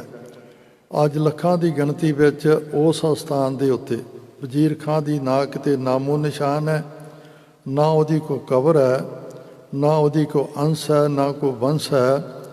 ਪਰ ਜਿਨ੍ਹਾਂ ਨੇ ਉਸ ਜਗ੍ਹਾ ਦੇ ਉੱਤੇ ਉਸ ਜ਼ਾਲਮ ਰਾਜ ਦੇ ਨਾਲ ਲੋਹਾ ਲੈਣਾ ਕੀਤਾ, ਅੱਜ ਉੱਥੇ ਲੱਖਾਂ ਲੋਕ ਵਾਰੀ ਨਹੀਂ ਆਉਂਦੀ ਨਤਮਸਤਕ ਹੁੰਦਿਆਂ ਹੋਇਆਂ ਇੰਨੀ ਠੰਡ ਦੇ ਬਾਵਜੂਦ ਉੱਥੇ ਸਿਰ ਝੁਕਾਉਂਦੇ ਆ ਅਤੇ ਉਹਨਾਂ 40 ਮੁਕਤਿਆਂ ਨੂੰ ਯਾਦ ਕਰਦੇ ਆ। ਉਂਝ ਭਾਈ ਵੀਰ ਸਿੰਘ ਹੋਰਾਂ ਨੇ ਲਿਖਣਾ ਕੀਤਾ ਹੈ ਕਿ ਸੈਂਕੜਿਆਂ ਦੀ ਗਿਣਤੀ ਵਿੱਚ ਸ਼ਹੀਦ ਹੋਏ ਆ, ਪਰ 40 ਸਰਮੌਰ ਜਿਹੜੇ ਸਨ ਉਹਨਾਂ ਦੇ ਨਾਂ ਅੱਜ ਵੀ ਉੱਥੇ ਲਿਖੇ ਹੋਏ ਆ। ਸੋ ਗੁਰੂ ਪਾਤਸ਼ਾਹ ਰਹਿਮਤ ਕਰਨ ਉਹਨਾਂ ਨੇ ਤਾਂ ਤਕਰੀਬਨ 6-7 ਮਹੀਨੇ ਦੇ ਵਿੱਚ ਜੋ ਸਤਿਗੁਰਾਂ ਨੂੰ ਵਧਾਵਾ ਦਿੱਤਾ ਸੀ ਕਿ ਤੁਸੀਂ ਸਾਡੇ ਗੁਰੂ ਨਹੀਂ, ਅਸੀਂ ਤੁਹਾਡੇ ਸਿੱਖ ਨਹੀਂ। ਅੱਜ ਆਪਾਂ ਨੂੰ ਇੱਕ ਸਿੱਖਿਆ ਲੈਣ ਦੀ ਲੋੜ ਹੈ। ਆਪਾਂ ਵੀ ਗੁਰੂ ਨੂੰ, ਬਹੁਤਿਆਂ ਨੇ ਗੁਰੂ ਦੇ ਨਾਲ ਆਪਣੀ ਆਤਮਾ ਨੂੰ ਜੋੜਿਆ, ਗੁਰੂ ਵਾਲੇ ਬਣੇ ਆ, ਪਰ ਜਿਨ੍ਹਾਂ ਨੇ ਗੁਰੂ ਨੂੰ ਤਲਾਂਜਲੀ ਦੇ ਦਿੱਤੀ ਹੈ, ਕਹਿਣ ਤੋਂ ਭਾਵ ਅਜੇ ਗੁਰੂ ਵਾਲੇ ਨਹੀਂ ਬਣੇ ਔਰ ਕੇਸ ਦਾੜੀ ਦੀ ਬੇਅਦਬੀ ਕਰਕੇ ਪਤਿਤ ਪੁਣੇ ਦੇ ਵਿੱਚ ਉਹ ਆਪਣਾ ਜੀਵਨ ਬਤੀਤ ਕਰ ਰਹੇ ਆ। ਔਰ ਜਿਵੇਂ ਉਹਨਾਂ ਨੇ ਤਾਂ ਆਪਣਾ ਇੱਕ ਸਿਆਹੀ ਦੇ ਨਾਲ ਲਿਖੇ ਹੋਏ ਅੱਖਰਾਂ ਨੂੰ ਆਪਣੇ ਖੂਨ ਦੇ ਨਾਲ ਧੋ ਕੇ ਅਤੇ ਉਹ ਵਿਦਾਵਾ ਪੜਵਾਇਆ ਅਤੇ ਮੁੜ ਕੇ ਦੁਬਾਰਾ ਗੁਰੂ ਦੇ ਚਰਨਾਂ ਦੇ ਨਾਲ ਜੁੜੇ ਔਰ ਗੁਰੂ ਨੇ ਟੁੱਟੀ ਗੰਢ ਦਿੱਤੀ ਆ। ਅਤੇ ਆਪਾਂ ਵੀ ਆਪਣਾ ਵਿਦਾਵਾ ਪੜਾ ਲਈਏ, ਸਮਾਂ ਹੈ। ਨਾ ਇੱਥੇ ਵਿਦਾਵਾ ਪੜਾਇਆ, ਗੁਰੂ ਦੀ ਸ਼ਰਨ ਨੂੰ ਨਾ ਪ੍ਰਾਪਤ ਕੀਤਾ, ਫਿਰ ਪਤਾ ਨਹੀਂ ਜੰਮ ਜੰਮ ਮਰੈ ਫਿਰ ਜੰਮੈ, ਬਹੁਤ ਸਜਾਏ ਪਿਆ ਦੇਸ ਲੰਮੇ ਦੇ ਧਾਰਨੀ ਬਣੇ ਰਹਾਂਗੇ। ਸੋ ਗੁਰੂ ਪਾਤਸ਼ਾਹ ਰਹਿਮਤ ਕਰਨ, ਇਹ ਇਤਿਹਾਸ ਤਾਂ ਬਹੁਤ ਲੰਬਾ ਹੈ, ਪਰ ਸੰਖੇਪ ਵਿੱਚ ਆਪ ਜੀ ਦੀ ਦ੍ਰਿਸ਼ਟੀ ਗੋਚਰਾ ਕਰਨਾ ਕੀਤਾ। ਗੁਰੂ ਚਰਨਾਂ ਵਿੱਚ ਅਰਦਾਸ ਹੈ, ਸਤਿਗੁਰੂ ਕਿਰਪਾ ਕਰਨ ਅਸੀਂ ਵੀ ਜਨਮਾਂ ਜਨਮਾਂਤਰਾਂ ਤੋਂ ਆਪਣੇ ਮਾਲਕ ਦੇ ਨਾਲੋਂ ਵਿਛੜੇ ਹੋਏ ਹਾਂ। ਸਤਿਗੁਰ ਕਿਰਪਾ ਕਰਨ ਆਪਣੇ ਚਰਨਾਂ ਦੇ ਨਾਲ ਜੋੜ ਲੈਣ, ਤਾਂ ਜੋ ਸਾਡੀ ਵੀ ਜੋ ਗੁਰੂ ਚਰਨਾਂ ਦੇ ਨਾਲੋਂ ਪਰਮੇਸ਼ਰ ਨਾਲੋਂ ਦੂਰੀ ਪਈ ਹੋਈ ਹੈ, ਉਹ ਸਾਡੀ ਵੀ ਟੁੱਟੀ ਹੋਈ ਜਿਹੜੀ ਆ ਡੋਰ ਆਤਮਾ ਦੀ, ਉਹ ਪ੍ਰਮਾਤਮਾ ਦੇ ਨਾਲ ਜੁੜ ਜਾਵੇ ਅਤੇ ਸਾਡੀ ਵੀ ਟੁੱਟੀ ਗੰਢੀ ਜਾਵੇ। ਸੋ ਗੁਰੂ ਪਾਤਸ਼ਾਹ ਰਹਿਮਤ ਕਰਨ, ਗੁਰੂ ਚਰਨਾਂ ਵਿੱਚ ਆਪਾਂ ਸਾਰੇ ਅਰਦਾਸ ਕਰੀਏ, ਯਤਨ ਕਰੀਏ, ਜਿਨ੍ਹਾਂ ਨੇ ਅੰਮ੍ਰਿਤ ਛਕਿਆ ਉਹ ਪੂਰਨ ਤੌਰ 'ਤੇ ਨਿਤਨੇਮੀ ਬਣਨ ਔਰ 4 ਰਹਿਤਾਂ ਤੋਂ ਬਚ ਕੇ ਰਹਿਣ, 5 ਰਹਿਤਾਂ ਦੇ ਧਾਰਨੀ ਬਣਨ ਔਰ ਗੁਰਸਿੱਖ ਮੀਤ ਚਲੋ ਗੁਰ ਚਾਲੀ ਦੇ ਧਾਰਨੀ ਬਣ ਕੇ ਆਪਣਾ ਲੋਕ ਸੁਖੀ ਪਰਲੋਕ ਸੁਹੇਲੇ ਕਰਨ। ਔਰ ਜਿਨ੍ਹਾਂ ਨੇ ਅਜੇ ਤੱਕ ਗੁਰੂ ਦੀ ਸ਼ਰਨ ਨੂੰ ਪ੍ਰਾਪਤ ਨਹੀਂ ਕੀਤਾ, ਉਹਨਾਂ ਨੂੰ ਯਤਨ ਕਰਨਾ ਚਾਹੀਦਾ ਕਿ ਆਪਾਂ ਹੋਰ ਸਮਾਂ ਅਜਾਈਂ ਗਾਉਣ ਤੋਂ ਬਗੈਰ, ਜਿਵੇਂ ਸਤਿਗੁਰੂ ਦਾ ਹੁਕਮ ਹੈ, ਬਲਮ ਪਾਪੰ ਨਹਿ ਬਲਮ ਧਰਮੰ, ਜੇ ਕੋਈ ਪਾਪ ਦਾ ਕਰਮ ਕਰਨਾ ਹੋਵੇ ਉਹਦੇ ਵਾਸਤੇ ਜ਼ਰੂਰ ਦੇਰ ਕਰਨੀ ਚਾਹੀਦੀ, ਕਿਸੇ ਦੀ ਸਲਾਹ ਵੀ ਲੈਣੀ ਚਾਹੀਦੀ ਆ, ਪਰ ਜਿਹਦੇ ਵਿੱਚ ਆਪਣਾ ਹੀ ਭਲਾ ਹੋਵੇ ਉਸ ਕਰਮ ਕਰਨ ਵਾਸਤੇ ਭੋਰਾ ਜਿੰਨਾ ਦੇਰ ਨਹੀਂ ਕਰਨੀ ਚਾਹੀਦੀ। ਸੋ ਇਸ ਕਰਕੇ ਇਹ ਕੇਵਲ ਤੇ ਕੇਵਲ ਸਾਡੇ ਭਲੇ ਦਾ ਕਾਰਜ ਆ, ਗੁਰੂ ਵਾਲੇ ਬਣਨਾ। ਔਰ ਜਿਹੜਾ ਗੁਰੂ ਵਾਲਾ ਬਣ ਜਾਂਦਾ, ਗੁਰੂ ਦੇ ਉਹਦੇ ਨਾਲ ਕਿੰਨੇ ਰਿਸ਼ਤੇ ਜੁੜ ਜਾਂਦੇ ਆ। ਉਹ ਗੁਰੂ ਦਾ ਸਕਾ ਭਰਾ ਔਰ ਪਿਆਰਾ ਸਿੱਖ ਬਣ ਜਾਂਦਾ, ਗੁਰੂ ਦਾ ਰਿਸ਼ਤੇਦਾਰ ਬਣ ਜਾਂਦਾ, ਗੁਰੂ ਦੇ ਸਾਰੇ ਦੁਨਿਆਵੀ ਰਿਸ਼ਤੇ ਉਹਦੇ ਨਾਲ ਜੁੜ ਜਾਂਦੇ ਆ। ਸਾਹਿਬ ਗੁਰੂ ਅਮਰਦਾਸ ਜੀ ਦਾ ਫਰਮਾਨ ਹੈ, ਸੋ ਸਿੱਖ ਸਖਾ ਬੰਧਪ ਹੈ ਭਾਈ, ਜੇ ਗੁਰ ਕੇ ਭਾਣੇ ਵਿੱਚ ਆਵੇ। ਪਰ ਜੇ ਆਪਣੀ ਮਨ ਮਰਜ਼ੀ ਕਰਾਂਗੇ ਉਹਦਾ ਅਸਰ ਕੀ ਹੈ? ਆਪਣੇ ਭਾਣੇ ਜੋ ਚੱਲੈ ਭਾਈ, ਵਿਛੜ ਚੋਟਾਂ ਖਾਵੇ। ਆਪਾਂ ਦੁੱਖਾਂ ਦੀਆਂ ਚੋਟਾਂ ਨਹੀਂ ਸਹਾਰਨੀਆਂ, ਸਗੋਂ ਆਨੰਦ ਤੇ ਖੁਸ਼ੀ ਦਾ ਜੀਵਨ ਬਤੀਤ ਕਰਨਾ। ਔਰ ਉਹ ਬਤੀਤ ਕਰੇਗਾ ਜਿਹੜਾ ਗੁਰੂ ਦੇ ਨਾਲ, ਗੁਰੂ ਦੇ ਹੁਕਮ ਅਨੁਸਾਰ, ਗੁਰੂ ਦੇ ਭਾਣੇ ਵਿੱਚ ਗੁਰੂ ਦੀ ਚਾਲੀ ਦਾ ਧਾਰਨੀ ਬਣੇਗਾ। ਤਾਂ ਤੇ ਜਿੱਥੇ ਆਪਾਂ ਇਹ ਇਤਿਹਾਸ ਨੂੰ ਵਾਚਿਆ, ਉੱਥੇ ਜੋ ਗੁਰੂ ਮਹਾਰਾਜ ਜੀ ਨੇ ਮਾਘ ਦੇ ਮਹੀਨੇ ਦਾ ਉਪਦੇਸ਼ ਸਾਨੂੰ ਦੇਣਾ ਕੀਤਾ, ਉਸ ਨੂੰ ਵੀ ਥੋੜ੍ਹੇ ਸਮੇਂ ਵਿੱਚ ਆਪਾਂ ਬਾਚਣ ਦਾ ਯਤਨ ਕਰੀਏ। ਮਾਘ ਦਾ ਮਹੀਨਾ ਜਿਹੜਾ ਹੈ, ਕਿਉਂਕਿ ਇਹ ਮਹੀਨਾ ਜਿਹੜਾ ਹੈ ਇੱਥੇ ਆ ਕੇ ਤਕਰੀਬਨ ਬਸੰਤ ਰੁੱਤ ਦਾ ਆਰੰਭ ਹੋ ਜਾਂਦਾ। ਅੱਜ 12 ਵਜੇ ਤੋਂ ਬਾਅਦ ਬਸੰਤ ਰਾਗ ਦੀ ਆਰੰਭਤਾ ਸੱਚਖੰਡ ਸ੍ਰੀ ਹਰਿਮੰਦਰ ਸਾਹਿਬ ਵਿਖੇ ਆਰੰਭ ਹੋ ਗਈ ਹੈ। ਤਾਂ ਤੇ ਆਹ 2 ਮਹੀਨੇ ਇਹ ਰਾਗ ਗਾਇਆ ਜਾਂਦਾ ਔਰ ਬੜਾ ਖੁਸ਼ੀਆਂ ਖੇੜਿਆਂ ਦੇ ਨਾਲ ਇਹ ਜਿਹੜਾ ਮਹੀਨਾ ਬੜਾ ਸੋਹਣਾ ਹੁੰਦਾ। ਨਾ ਗਰਮੀ ਆਉਂਦੀ ਹੈ ਹੋਈ ਹੁੰਦੀ ਹੈ ਔਰ ਸਰਦੀ ਬੁਲਾ ਜਾਂਦੀ ਹੈ।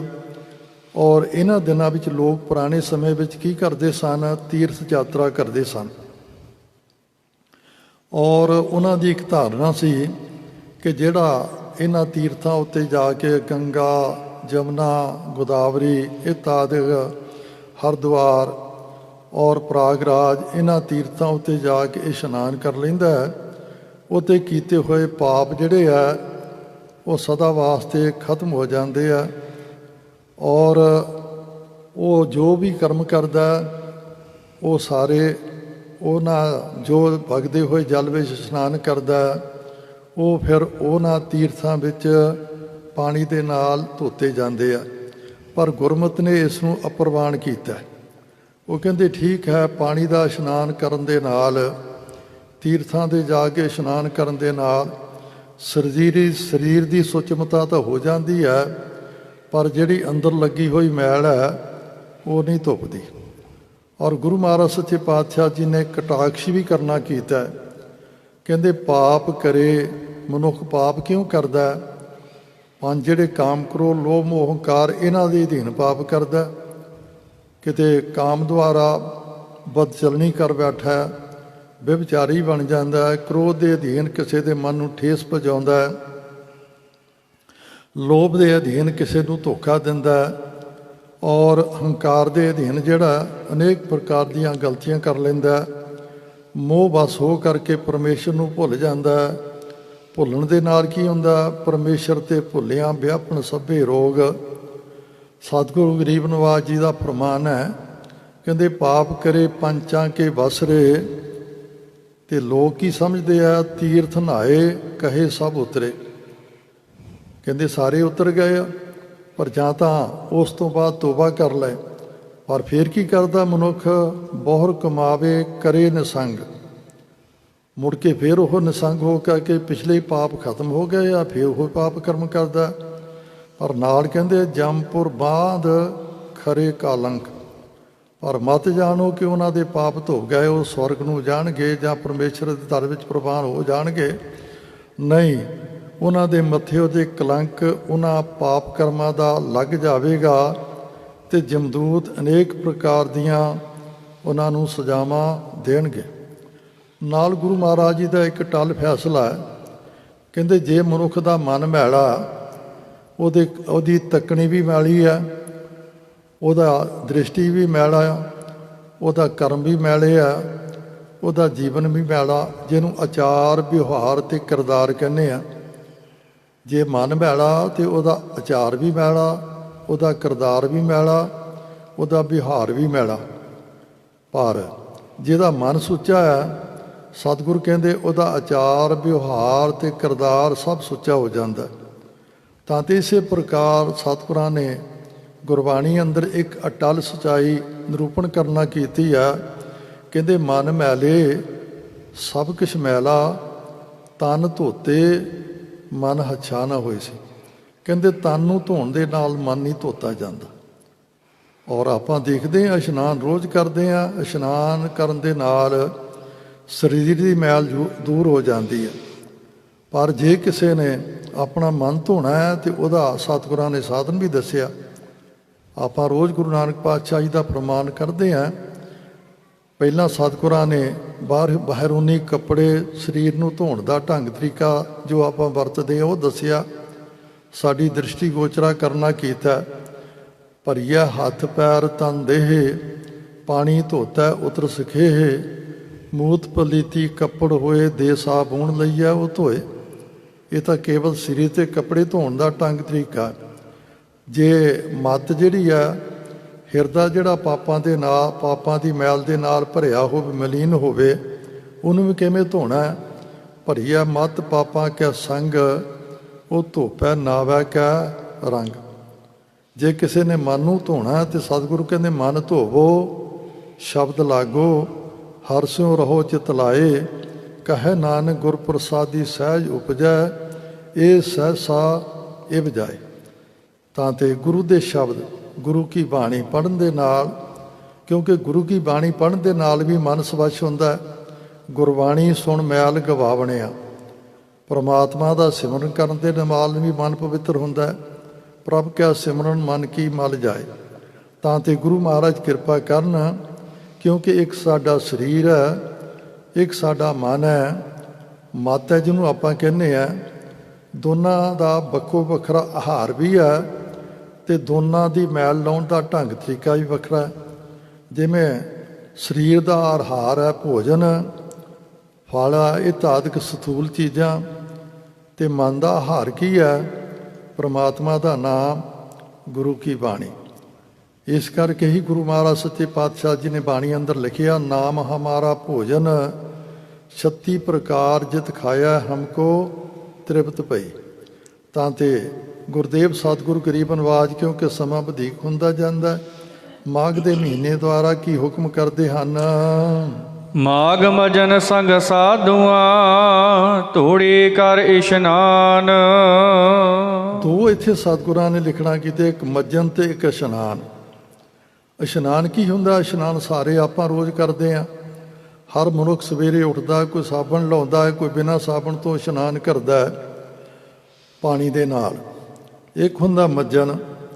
ਮੱਜਨ ਹੁੰਦਾ ਜਿਵੇਂ ਆਪਾਂ ਸ੍ਰੀ ਹਰਿਮੰਦਰ ਸਾਹਿਬ ਜਾਂਦੇ ਹਾਂ, ਉੱਥੇ ਤੁਸੀਂ ਸਰੀਰ ਨੂੰ ਮਲ ਨਹੀਂ ਸਕਦੇ ਔਰ ਨਾ ਸਾਬਣ ਲਾ ਕੇ ਉੱਥੇ ਆਪਾਂ ਇਸ਼ਨਾਨ ਕਰ ਸਕਦੇ ਹਾਂ। ਹਾਂ, ਜੇ ਕਿਸੇ ਨੇ ਸਰੀਰ ਨੂੰ ਪਹਿਲਾਂ ਸਾਬਣ ਲਾ ਕੇ ਧੋਣਾ, ਬਾਹਰ ਟੂਟੀਆਂ ਲੱਗੀਆਂ ਹੋਈਆਂ, ਉੱਥੇ ਸਰੀਰ ਨੂੰ ਸਵੱਛ ਕਰਕੇ ਕੇਵਲ ਚੁੱਭਾ ਲਾਇਆ ਜਾਂਦਾ, ਜਿਹਨੂੰ ਆਪਾਂ ਚੁੱਭੀ ਲਾਉਣ ਨੂੰ ਕਿਹਾ ਜਾਂਦਾ ਮੱਜਨ। ਸਤਿਗੁਰੂ ਗਰੀਬ ਨਿਵਾਜ ਕਹਿੰਦੇ ਤੀਰਥਾਂ 'ਤੇ ਜਾ ਕੇ ਲੋਕ ਮੱਜਨ ਕਰਦੇ ਆ, ਭਾਵ ਟੁੱਭੀਆਂ ਲਾਉਂਦੇ, ਕੋਈ 5 ਲਾਉਂਦਾ, ਕੋਈ 7 ਲਾਉਂਦਾ, ਜਿੰਨੀਆਂ ਮਰਜ਼ੀ ਲਾਵੇ। ਪਰ ਸਤਿਗੁਰੂ ਗਰੀਬ ਨਿਵਾਜ ਕਹਿੰਦੇ ਇਹ ਸਰੀਰ ਤਾਂ ਪਵਿੱਤਰ ਹੋ ਜਾਵੇਗਾ, ਜੇ ਮਨ ਨੂੰ ਪਵਿੱਤਰ ਕਰਨਾ ਤੇ ਫੇਰ ਕੀ ਕਰ? ਸੰਗ ਸਾਧੂਆਂ।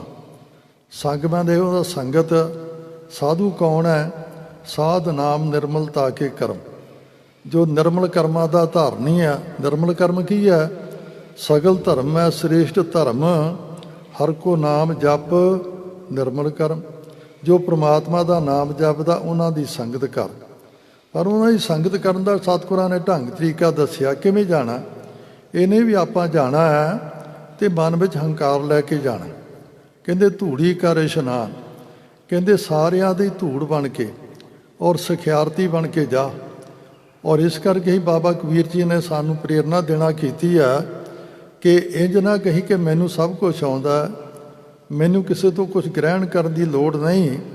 ਬਸ ਜਦੋਂ ਸੰਗਤ ਵਿੱਚ ਜਾਣਾ ਹੈ ਅਤੇ ਸਾਰਿਆਂ ਨੂੰ ਆਪਣੇ ਨਾਲੋਂ ਚੰਗੇ ਜਾਣਨਾ। ਇਹ ਨਹੀਂ ਜਾਣਨਾ ਨਾ ਤਨ ਦਾ ਹੰਕਾਰ, ਨਾ ਮਨ ਦਾ ਹੰਕਾਰ। ਮਨ ਦਾ ਹੰਕਾਰ ਕਿ ਮੈਨੂੰ ਵਿੱਦਿਆ ਆਉਂਦੀ ਹੈ, ਮੈਂ ਬੜਾ ਵੇਦ ਪਾਠੀ ਹੈ, ਮੈਂ ਬੜਾ ਕਥਾਵਾਚਕ ਹੈ, ਮੈਂ ਬੜਾ ਕੀਰਤਨੀ ਹੈ, ਮੈਂ ਸਿਮਰਨ ਕਰਦਾ, ਮੈਂ ਨਿਤਨੇਮੀ ਹੈ। ਇਹ ਵੀ ਮਨ ਦੀ ਮੈਲ ਜਿਹੜੀ ਹੈ ਲਾਉਂਦਾ, ਹੰਕਾਰ ਆ ਜਾਂਦਾ। ਕਹਿੰਦੇ ਇਹ ਸਾਰਾ ਕੁਝ ਛੱਡ ਕਰਕੇ ਕਿਸ ਪ੍ਰਕਾਰ ਜਾਣਾ? ਨਾ ਤਨ ਦਾ ਹੰਕਾਰ ਕਰਨਾ, ਨਾ ਮਨ ਦਾ ਹੰਕਾਰ ਕਰਨਾ, ਨਾ ਧਨ ਦਾ ਹੰਕਾਰ ਕਰਨਾ ਕਿ ਮੈਂ ਇੰਨਾ ਧਨਾੜ ਆ, ਲੋਕ ਮੈਨੂੰ ਇੰਨੇ ਸਜਦਾ ਕਰਦੇ ਆ, ਇੰਨੇ ਮੇਰੇ ਨਾਲ ਗਰਜ ਨਾਲ ਬੱਧੇ ਹੋਏ ਆ। ਔਰ ਇਸ ਪ੍ਰਕਾਰ ਜਾਣਾ, ਕਬੀਰ ਸਭ ਤੇ ਹਮ ਬੁਰੇ, ਹਮ ਤਾਜ ਭਲੋ ਸਭ ਕੋਏ, ਜਿਨ ਐਸਾ ਕਰ ਮਾਨਿਆ ਮੀਤ ਹਮਾਰਾ ਸੋਏ। ਪਰ ਨਿਮਰਤਾ ਧਾਰਨ ਕਰਕੇ ਜੋ ਮਹਾਂਪੁਰਖਾਂ ਦੀ ਜਾਂ ਗੁਰੂ ਕੇ ਪਿਆਰਿਆਂ ਦੀ ਸੰਗਤ ਕਰਨੀ ਹੈ। ਹਰ ਕਾ ਨਾਮ ਧਿਆਏ ਸੁਣ, ਸਭਨਾ ਨੂੰ ਕਰਦਾਨ। ਕਿਵੇਂ ਗੁਰੂ ਅਰਜਨ ਦੇਵ ਜੀ ਮਹਾਰਾਜ ਸਾਨੂੰ ਜਿਵੇਂ ਕੋਈ ਬੱਚਾ, ਆਪਾਂ ਉਸ ਨੂੰ ਉਂਗਲ ਫੜ ਕੇ ਉਹਨੂੰ ਤੁਰਨਾ ਸਿਖਾਲਦੇ ਹਾਂ, ਉਹਨੂੰ ਇਸੇ ਪ੍ਰਕਾਰ ਪੜ੍ਹਨਾ ਸਿਖਾਲਦੇ ਹਾਂ, ਉਹਦਾ ਹੱਥ ਫੜ ਕੇ ਪੂਰਨੇ ਪਾਉਂਦਾ ਮਾਸਟਰ। ਇਸ ਪ੍ਰਕਾਰ ਸਤਿਗੁਰੂ ਕਹਿੰਦੇ ਸੰਗਤ ਵਿੱਚ ਚਲਾ ਗਿਆ, ਉੱਥੇ ਜਾ ਕੇ ਹੋ ਸਕਦਾ ਤੂੰ ਹੋਰ ਮੈਲ ਆਪਣੇ ਮਨ ਉੱਤੇ ਲਾ ਲੈ। ਇਹ ਨਾ ਹੋਵੇ ਇੱਕ ਭੌ ਲੱਥੀ ਨਹਾਤੇ ਹਾਂ, ਦੋਏ ਭੌ ਚੜ੍ਹੀ ਆ ਸੋ ਹੋਰ। ਉੱਥੇ ਜਾ ਕੇ ਕਿਸੇ ਨੂੰ ਬੁਰੀ ਨਿਗਾਹ ਨਾਲ ਦੇਖੇ ਜਾਂ ਕਿਸੇ ਦੀ ਨਿੰਦਿਆ ਕਰੇ, ਕਿਸੇ ਦੀ ਚੁਗਲੀ ਕਰੇ, ਜਾਂ ਉੱਥੇ ਜਾ ਕੇ ਮਨ ਵਿੱਚ ਹੰਕਾਰ ਆ ਜਾਏ, ਤੇ ਐਸਾ ਕਰਨ ਦੇ ਨਾਲ ਉੱਥੇ ਬੈਠਣਾ, ਉੱਥੇ ਜਾਣਾ, ਸੰਗਤ ਕਰਨੀ ਤੇਰਾ ਪੂਰਨ ਤੌਰ 'ਤੇ ਸਫਲ ਨਹੀਂ ਹੋਵੇਗੀ। ਉੱਥੇ ਜਾ ਕੇ ਕੀ ਕਰਨਾ ਹੈ? ਇੱਕ ਤਾਂ ਪ੍ਰਮਾਤਮਾ ਦਾ ਨਾਮ ਧਿਆਉਣਾ, 3 ਕਰਮ ਕਰਨੇ ਆ ਸੰਗਤ ਵਿੱਚ ਜਾ ਕੇ। 2 ਕਰਮ ਸੰਗਤ ਵਿੱਚ ਜਾ ਕੇ ਕਰਨੇ, ਹਰ ਕਾ ਨਾਮ ਧਿਆਏ। ਉੱਥੇ ਵਾਹਿਗੁਰੂ ਦਾ ਸਿਮਰਨ ਕਰਦਿਆਂ ਹੋਇਆਂ, ਪ੍ਰਮਾਤਮਾ ਦਾ ਨਾਮ ਜਪਦਿਆਂ ਉੱਥੇ ਉਹਨਾਂ ਦੀ ਸੰਗਤ ਵਿੱਚ ਬੈਠਣਾ। ਦੂਸਰਾ ਕਰਮ ਕੀ ਕਰਨਾ? ਸੁਣ। ਜੋ ਉੱਥੇ ਕਥਾ ਹੋ ਰਹੀ ਹੈ, ਜੋ ਉੱਥੇ ਵਿਚਾਰ ਹੋ ਰਹੀ ਹੈ, ਜੋ ਉੱਥੇ ਗੁਰੂ ਦੀਆਂ ਗੱਲਾਂ ਹੋ ਰਹੀਆਂ, ਹਰ ਕੀਆਂ ਕਥਾ ਕਹਾਣੀਆਂ ਗੁਰਮੀਤ ਸੁਣਾਈਆਂ ਦੀ ਕਾਰ ਹੋ ਰਹੀ ਹੈ, ਉਸ ਕਥਾ ਕਹਾਣੀਆਂ ਨੂੰ, ਗੁਰਮਤਿ ਵਿਚਾਰ ਨੂੰ ਸੁਣਨਾ ਔਰ ਧਿਆਨ ਦੇ ਸੁਣਾਂਗੇ ਤਾਂ ਜੇ ਧਿਆਨ ਹੋਵੇਗਾ। ਸੁਣ ਦਾ ਮਹਾਤਮ ਕਿੰਨਾ ਹੈ? ਜਪਜੀ ਸਾਹਿਬ ਵਿੱਚ ਆਪਾਂ ਪੜ੍ਹਦੇ ਹਾਂ, ਸੁਣਿਆ ਸਿੱਧ ਪੀਰ ਸੁਰਨਾਥ, ਸੁਣਿਆ ਧਰਤ ਧਵਲ ਆਕਾਸ਼, ਸੁਣਿਆ ਦੀਪ ਲੋ ਪਾਤਾਲ, ਸੁਣਿਆ ਪੋਹਿ ਨਾ ਸਕੈ ਕਾਲ, ਨਾਨਕ ਭਗਤਾਂ ਸਦਾ ਵਿਗਾਸ, ਸੁਣਿਆ ਦੁਖ ਪਾਪ ਕਾ ਨਾਸ। 4 ਪੌੜੀਆਂ ਸੁਣਨ ਦਾ ਮਹਾਤਮ ਹੈ। ਤਾਂ ਤੇ ਜਦੋਂ ਆਪਾਂ ਆਨੰਦ ਸਾਹਿਬ ਪੜ੍ਹਦੇ ਹਾਂ, ਗੁਰੂ ਮਹਾਰਾਜ ਕਹਿੰਦੇ ਨਿਰਾ ਆਨੰਦ ਸਾਹਿਬ ਨੂੰ ਪੜ੍ਹੀ ਨਾ ਜਾਓ, ਇਹਨੂੰ ਸੁਣੋ ਵੀ ਜੋ ਸਤਿਗੁਰਾਂ ਨੇ ਉਪਦੇਸ਼ ਦਿੱਤਾ। ਸਾਹਿਬਾਂ ਦਾ ਬਚਾ ਆਨੰਦ ਸੁਣੋ ਬੜ ਭਾਗੀਓ। ਤੇ ਪਾਤਸ਼ਾਹ ਜੇ ਸੁਣਾਂਗੇ ਕੀ ਮਿਲੇਗਾ? ਸਤਿਗੁਰੂ ਕਹਿੰਦੇ ਸਗਲ ਮਨੋਰਥ ਪੂਰੇ, ਸਾਰੇ ਲੋਕ ਪਰਲੋਕ ਦੇ ਤੁਹਾਡੇ ਮਨੋਰਥ ਪੂਰੇ ਹੋ ਜਾਣਗੇ। ਇੱਥੇ ਬਸ ਨਹੀਂ, ਪਾਰ ਬ੍ਰਹਮ ਪ੍ਰਭ ਪਾਇਆ। ਪਾਰਾਵਾਰ ਤੋਂ ਪਰੇ ਜੋ ਬ੍ਰਹਮ ਪ੍ਰਮਾਤਮਾ ਹੈ, ਪ੍ਰਭੂ ਹੈ, ਉਹ ਵੀ ਪ੍ਰਾਪਤ ਹੋ ਜਾਵੇਗਾ। ਉਤਰੇ ਸਗਲ ਵਿਸੂਰੇ, ਤੁਹਾਡੇ ਚਿੰਤਾ ਝੋਰੇ ਸਾਰੇ ਖਤਮ ਹੋ ਜਾਣਗੇ। ਕਾਹਦੇ ਨਾਲ? ਗੁਰੂ ਕੀ ਬਾਣੀ ਨੂੰ ਸੁਣਨ ਦੇ ਨਾਲ। ਆਨੰਦ ਸੁਣੋ ਬੜ ਭਾਗੀਓ, ਸਗਲ ਮਨੋਰਥ ਪੂਰੇ, ਪਾਰ ਬ੍ਰਹਮ ਪ੍ਰਪਾਇਆ, ਉਤਰੇ ਸਗਲ ਵਿਸੂਰੇ। ਫਿਰ ਇੱਥੇ ਬਸ ਨੇ ਦੁੱਖ ਰੋਗ ਸੰਤਾਪ ਉਤਰੇ। ਕਿਵੇਂ? ਪੜ੍ਹੀ ਸੱਚੀ ਬਾਣੀ ਨੇ, ਸੁਣੀ ਸੱਚੀ ਬਾਣੀ। ਇਸ ਗੁਰੂ ਕੀ ਬਾਣੀ ਨੂੰ, ਸੱਚੀ ਜੋ ਦਰਗਾਹੀ ਬਾਣੀ ਹੈ, ਇਸ ਬਾਣੀ ਨੂੰ ਸੁਣਨ ਦੇ ਨਾਲ ਹੀ ਦਾਤਾਂ ਤੁਹਾਨੂੰ ਪ੍ਰਾਪਤ ਹੋ ਜਾਣਗੀਆਂ। 2 ਕੰਮ ਤੇ ਇਹ ਸੰਗਤ ਵਿੱਚ ਜਾ ਕੇ ਕਰਨਾ। ਤੀਜਾ ਕਰਮ ਕੀ ਕਰਨਾ? ਸਭਨਾਂ ਨੂੰ ਕਰ ਦਾਨ। ਜਦੋਂ ਤੁਸੀਂ ਸੰਗਤ ਵਿੱਚੋਂ ਆਉਣਾ ਬਾਹਰ, ਉੱਥੇ ਵੀ ਇਹ ਨਹੀਂ ਵੀ ਬਾਹਰ ਆਪਾਂ ਜੋੜਿਆਂ ਵਿੱਚ ਗਏ ਆ, ਉੱਥੇ ਜਾ ਕੇ ਇਹੋ ਜਿਹੇ ਵਿਚਾਰ ਕਰਨੀ ਹੈ ਕਿ ਫਲਾਨਾ ਮਨੁੱਖ ਆਹ ਕਰਦਾ ਰਿਹਾ, ਉਹ ਇੱਧਰ ਨੂੰ ਦੇਖਦਾ ਰਿਹਾ, ਜਾਂ ਕਿਸੇ ਦੀ ਨਿੰਦਿਆ ਚੁਗਲੀ ਕਰਨੀ ਆਰੰਭ ਕਰ ਦੇਣੀ ਆ, ਜਾਂ ਕੋਈ ਹੋਰ ਗੱਲਾਂ ਕਰਨੀਆਂ। ਨਹੀਂ, ਉੱਥੇ ਜੇ ਕੋਈ ਨਵਾਂ ਬੰਦਾ ਮਿਲਦਾ, ਘਰ ਵਿੱਚ ਜਾਣਾ, ਪਰਿਵਾਰ ਹੈ, ਧੀਆਂ ਪੁੱਤਰ ਹੈ, ਉਹਨਾਂ ਨੂੰ ਫਿਰ ਦਾਨ ਕਰਨਾ ਕਿ ਅੱਜ ਮੈਂ ਸੰਗਤ ਵਿੱਚ ਗਿਆ ਸਾਂ, ਉੱਥੇ ਆਹ ਗੁਰਮਤਿ ਵਿਚਾਰਾਂ ਗੁਰੂ ਦੀਆਂ ਸਰਵਣ ਕੀਤੀਆਂ, ਤੁਸੀਂ ਵੀ ਇਸ ਨੂੰ ਆਪਣੇ ਜੀਵਨ ਵਿੱਚ ਘਟਾਓ। ਮੈਂ ਅੱਜ ਸੁਣਿਆ ਸੀ ਕਿ ਮਨੁੱਖਾ ਜਨਮ ਕੇਵਲ ਪਰਮਾਤਮਾ ਨੇ ਸਾਨੂੰ ਆਪਣੇ ਨਾਲ ਮਿਲਣ ਵਾਸਤੇ ਦਿੱਤਾ। ਉੱਥੇ ਭਾਈ ਸਾਹਿਬ ਪੰਕਤੀਆਂ ਪੜ੍ਹ ਰਹੇ ਸਨ ਕਿ ਭਈ ਪ੍ਰਾਪਤ ਮਨੁੱਖ ਦੀ ਹੁਰੀਆ, ਗੋਬਿੰਦ ਮਿਲਣ ਕੀ ਇਹ ਤੇਰੀ ਵਰੀਆ, ਅਵਰ ਕਾਜ ਤੇਰੇ ਕਿਤਾ ਨਾ ਕਾਮ, ਮਿਲ ਸਾਧ ਸੰਗਤ ਭਜ ਕਿਆ ਬਿਲ ਨਾਮ। ਮੇਰੇ ਮਨ ਨੂੰ ਇਹ ਗੱਲ ਬੜੀ ਚੰਗੀ ਲੱਗੀ ਆ ਕਿ ਜੇ ਕਿਸੇ ਚੀਜ਼ ਦੇ ਨਾਲ ਨਹੀਂ ਜਾਣਾ, ਕੇਵਲ ਨਾਮ ਜਪੋ ਰੇ ਪ੍ਰਾਨੀ ਪਰੋ, ਏਕ ਹੀ ਸਰਨਾ ਦੀ ਕੀਤੀ ਹੋਈ ਕਾਰ ਹੀ ਆਤਮਾ ਦੇ ਕੰਮ ਆਉਣੀ ਹੈ, ਤੇ ਫਿਰ ਆਪਾਂ ਪਰਮਾਤਮਾ ਦਾ ਨਾਮ ਕਿਉਂ ਨਾ ਜਪੀਏ। ਮੈਂ ਅੱਜ ਸੁਣਿਆ ਸੀ ਸੁਖਮਨੀ ਸਾਹਿਬ ਦਾ ਪਾਠ ਉੱਥੇ ਇੱਕ ਪੰਕਤੀਆਂ ਆਈਆਂ, ਜੈ ਮਾਤ ਪਿਤਾ ਸੁਤ ਮੀਤ ਨਾ ਭਾਈ, ਮਾਨੂਹਾ ਨਾਮ ਤੇਰੇ ਸੰਗ ਸਹਾਈ, ਜੈ ਮਹਾ ਭਿਆਨ ਦੂਤ ਜਮ ਦਲੈ, ਤੈ ਕੇਵਲ ਨਾਮ ਸੰਗ ਤੇਰਾ ਚੱਲੈ, ਜੈ ਮੁਸ਼ਕਲ ਹੋਵੇ ਅਤ ਭਾਰੀ, ਹਰ ਕੋ ਨਾਮ ਖਿਨ ਮਾਹੇ ਉਧਾਰੀ, ਅਨਕ ਪੁਨਹ ਚਰਨ ਕਰਤ ਨਹੀਂ ਤਰੈ, ਹਰ ਕੋ ਨਾਮ ਕੋਟ ਪਾਪ ਪਰ ਹਰੈ। ਫਿਰ ਸਤਿਗੁਰੂ ਨੇ ਸਲਾਹ ਵੀ ਦਿੱਤੀ ਸੀ ਕਿ ਗੁਰਮੁਖ ਨਾਮ ਜਪੋ ਮਨ ਮੇਰੇ, ਨਾਨਕ ਪਾਵੋ ਸੁਖ ਘਨੇਰੇ। ਜੇ ਇੱਥੇ ਵੀ ਸੁੱਖ ਚਾਹੁੰਦੇ ਹੋ, ਪਰਲੋਕ ਦੇ ਵਿੱਚ ਵੀ ਸ਼ਾਂਤੀ ਚਾਹੁੰਦੇ ਹੋ, ਪ੍ਰਭੂ ਦੇ ਨਾਲ ਜੁੜਨਾ ਚਾਹੁੰਦੇ ਹੋ, ਤੇ ਫਿਰ ਗੁਰੂ ਵਾਲੇ ਬਣ ਕਰਕੇ, ਗੁਰੂ ਦੇ ਕੋਲੋਂ ਨਾਮ ਦੀ ਦਾਤ ਪ੍ਰਾਪਤ ਕਰਕੇ ਤੇ ਇਸ ਮਾਰਗ ਉੱਤੇ ਚੱਲੋ। ਗੁਰ ਕਹਿਆ ਸਾਕਾਰ ਕਮਾਵੋ ਦੇ ਧਾਰਨੀ ਬਣੋ, ਫਿਰ ਤੁਹਾਡਾ ਲੋਕ ਵੀ ਸੁਰਗੀ, ਪਰਲੋਕ ਵੀ ਸੁਹੇਲਾ ਹੋ ਜਾਵੇਗਾ। ਇਹ ਦਾਨ ਬਾਕੀ ਲੋਕਾਂ ਨੂੰ ਕਰਨਾ ਹੈ। ਜਨਮ ਕਰਮ ਮਲ ਉਤਰੈ ਮਨ ਤੇ ਜਾਏ ਗੁਮਾਨ।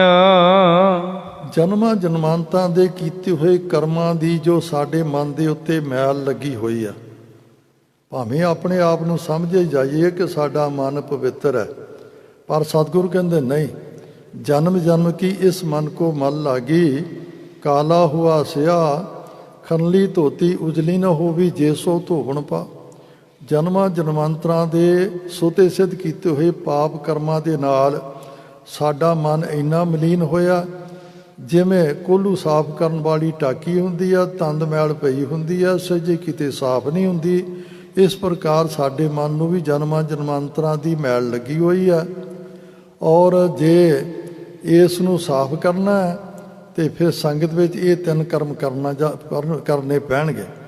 ਪਰ ਜੇ ਕੋਈ ਮਨੁੱਖ ਸਮਝਦਾ ਕਿ ਮੇਰਾ ਮਨ ਮੈਲਾ, ਆਮ ਸਵਾਲ ਹੈ ਸਾਡਾ ਸਾਰਿਆਂ ਦਾ, ਕਹਿੰਦੇ ਅੰਮ੍ਰਿਤ ਛਕਣ ਦੀ ਕੀ ਲੋੜ ਆ, ਮਨ ਪਵਿੱਤਰ ਹੋਣਾ ਚਾਹੀਦਾ।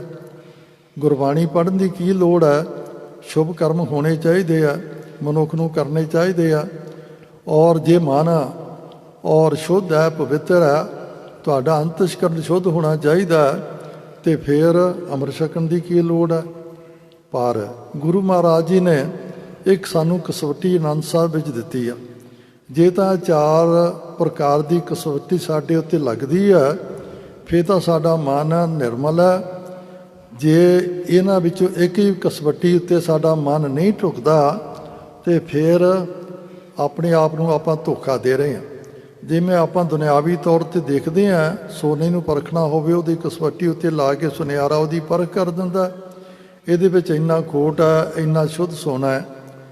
ਦੁੱਧ ਨੂੰ ਪਰਖਣਾ ਹੋਵੇ, ਉਹਦੇ ਵਾਸਤੇ ਲੈਕਟੋਮੀਟਰ ਬਣੇ ਆ, ਹਰ ਚੀਜ਼ ਨੂੰ ਪਰਖਣ ਦੀ ਕਸਵੱਟੀ ਆ। ਇਸੇ ਪ੍ਰਕਾਰ ਮਨ ਸਾਡਾ ਪਵਿੱਤਰ ਹੈ ਜਾਂ ਸਾਡਾ ਮਨ ਅਪਵਿੱਤਰ ਹੈ, ਇਹਨੂੰ ਪਰਖਣ ਦੀ ਕਸਵੱਟੀ ਵੀ ਸਤਿਗੁਰਾਂ ਨੇ ਬਾਣੀ ਅੰਦਰ ਦਿੱਤੀ ਆ। ਕਹਿੰਦੇ ਇਹ ਲਾ ਕੇ ਵੇਖ ਲਿਓ। ਉਹ ਕਸਵੱਟੀ ਕੀ ਆ, ਜੀਓ ਨਿਰਮਲ ਬਾਹਰੋਂ ਨਿਰਮਲ, ਬਾਹਰੋਂ ਤਾਂ ਨਿਰਮਲ, ਜੀਓ ਨਿਰਮਲ, ਸਤਿਗੁਰ ਤੇ ਕਰਨੀ ਕਮਾਣੀ। ਪਹਿਲੀ ਕੂੜ ਕੀ ਸੋਏ ਪਹੁੰਚਿਆ ਨਾਹੀ ਮਨਸਾ ਸੱਚ ਸਮਾਣੀ। ਜਨਮ ਰਤਨ ਜੀ ਨਹੀਂ ਖਟਿਆ ਭਲੇ ਸੇ ਬਣਜਾਰੇ, ਕਹੇ ਨਾਨਕ ਜਿਨ ਮਨ ਨਿਰਮਲ ਸਦਾ ਰਹੇ ਗੁਰ ਨਾਲੇ। ਹੁਣ ਆਪਾਂ ਦੇਖਦੇ ਹਾਂ, ਜੇ ਕਸਵੱਟੀ ਢੁਕਦੀ ਆ ਤੇ ਮਨ ਪਵਿੱਤਰ ਹੈ। ਜੇ ਇਹਨਾਂ ਵਿੱਚੋਂ ਇੱਕ ਵੀ ਸਾਡੇ ਉੱਤੇ ਗੁਣ ਨਹੀਂ ਢੁਕਦਾ, ਫਿਰ ਆਪਾਂ ਆਪਣੇ ਆਪ ਨੂੰ ਧੋਖਾ ਦੇ ਰਹੇ ਹਾਂ। ਸਤਿਗੁਰੂ ਕਹਿੰਦੇ ਇਸ ਕਰਕੇ ਜੋ ਹੰਕਾਰ ਸਾਡੇ ਮਨ ਦੇ ਉੱਤੇ ਐਸੀ ਥੰਧਾਈ ਲੱਗੀ ਹੋਈ ਹੈ, ਜਿਹਦੇ ਕਰਕੇ ਗੁਰੂ ਦਾ ਉਪਦੇਸ਼ ਸਾਡੇ ਉੱਤੇ ਅਸਰ ਨਹੀਂ ਕਰਦਾ। ਜਿਵੇਂ ਆਪਾਂ ਕਹਿੰਦੇ ਨਾ, ਠੰਡੇ ਘੜੇ ਉੱਤੇ ਪਾਣੀ ਪਾਇਆ ਜਾਵੇ, ਇੱਕ ਬੂੰਦ ਵੀ ਉਹਦੇ ਉੱਤੇ ਨਹੀਂ ਸਮਾਉਂਦੀ।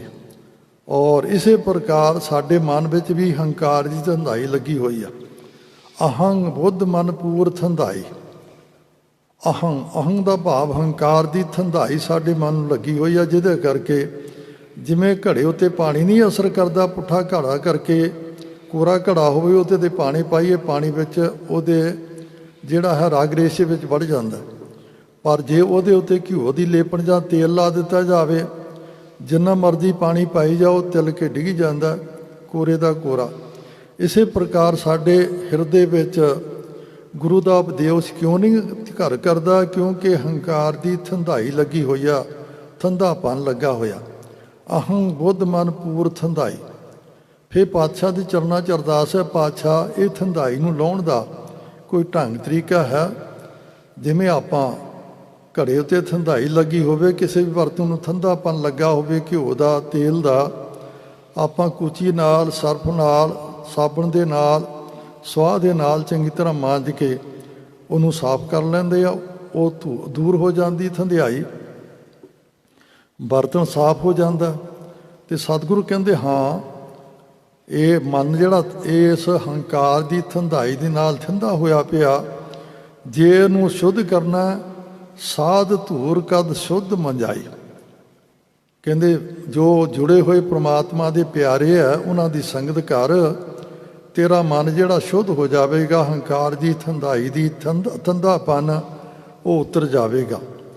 ਔਰ ਗੁਰੂ ਮਹਾਰਾਜ ਜੀ ਦਾ ਹੋਰ ਵੀ ਫਰਮਾਨ ਹੈ, ਸਤਿਗੁਰੂ ਕਹਿੰਦੇ ਮਿਲ ਸੰਤ ਸਭਾ ਮਨ ਮਾਂਜੀਏ ਭਾਈ। ਤੇ ਫਿਰ ਕੀ ਹੋਏਗਾ? ਜਦੋਂ ਮਨ ਮਾਂਜਿਆ ਜਾਵੇਗਾ, ਹਰਿ ਕਾ ਨਾਮ ਨਿਵਾਸ, ਹਰੀ ਦਾ ਨਾਮ ਹਿਰਦੇ ਵਿੱਚ ਟਿਕ ਜਾਵੇਗਾ। ਕਾਮ ਕ੍ਰੋਧ ਨਾ ਮੋਹੀਐ, ਬਿਨਸੈ ਲੋਭ ਸੁਆਨ।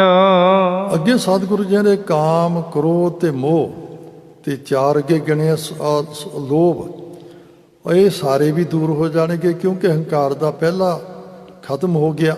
ਕਿਉਂਕਿ ਜਿੰਨੇ ਵੀ ਮਨੁੱਖ ਪਾਪ ਕਰਦਾ, ਪਹਿਲਾਂ ਆਪਾਂ ਬੇਨਤੀ ਕੀਤੀ ਆ, ਪਾਪ ਕਰੇ ਪੰਚਾਂ ਕੇ ਵਸਰੇ।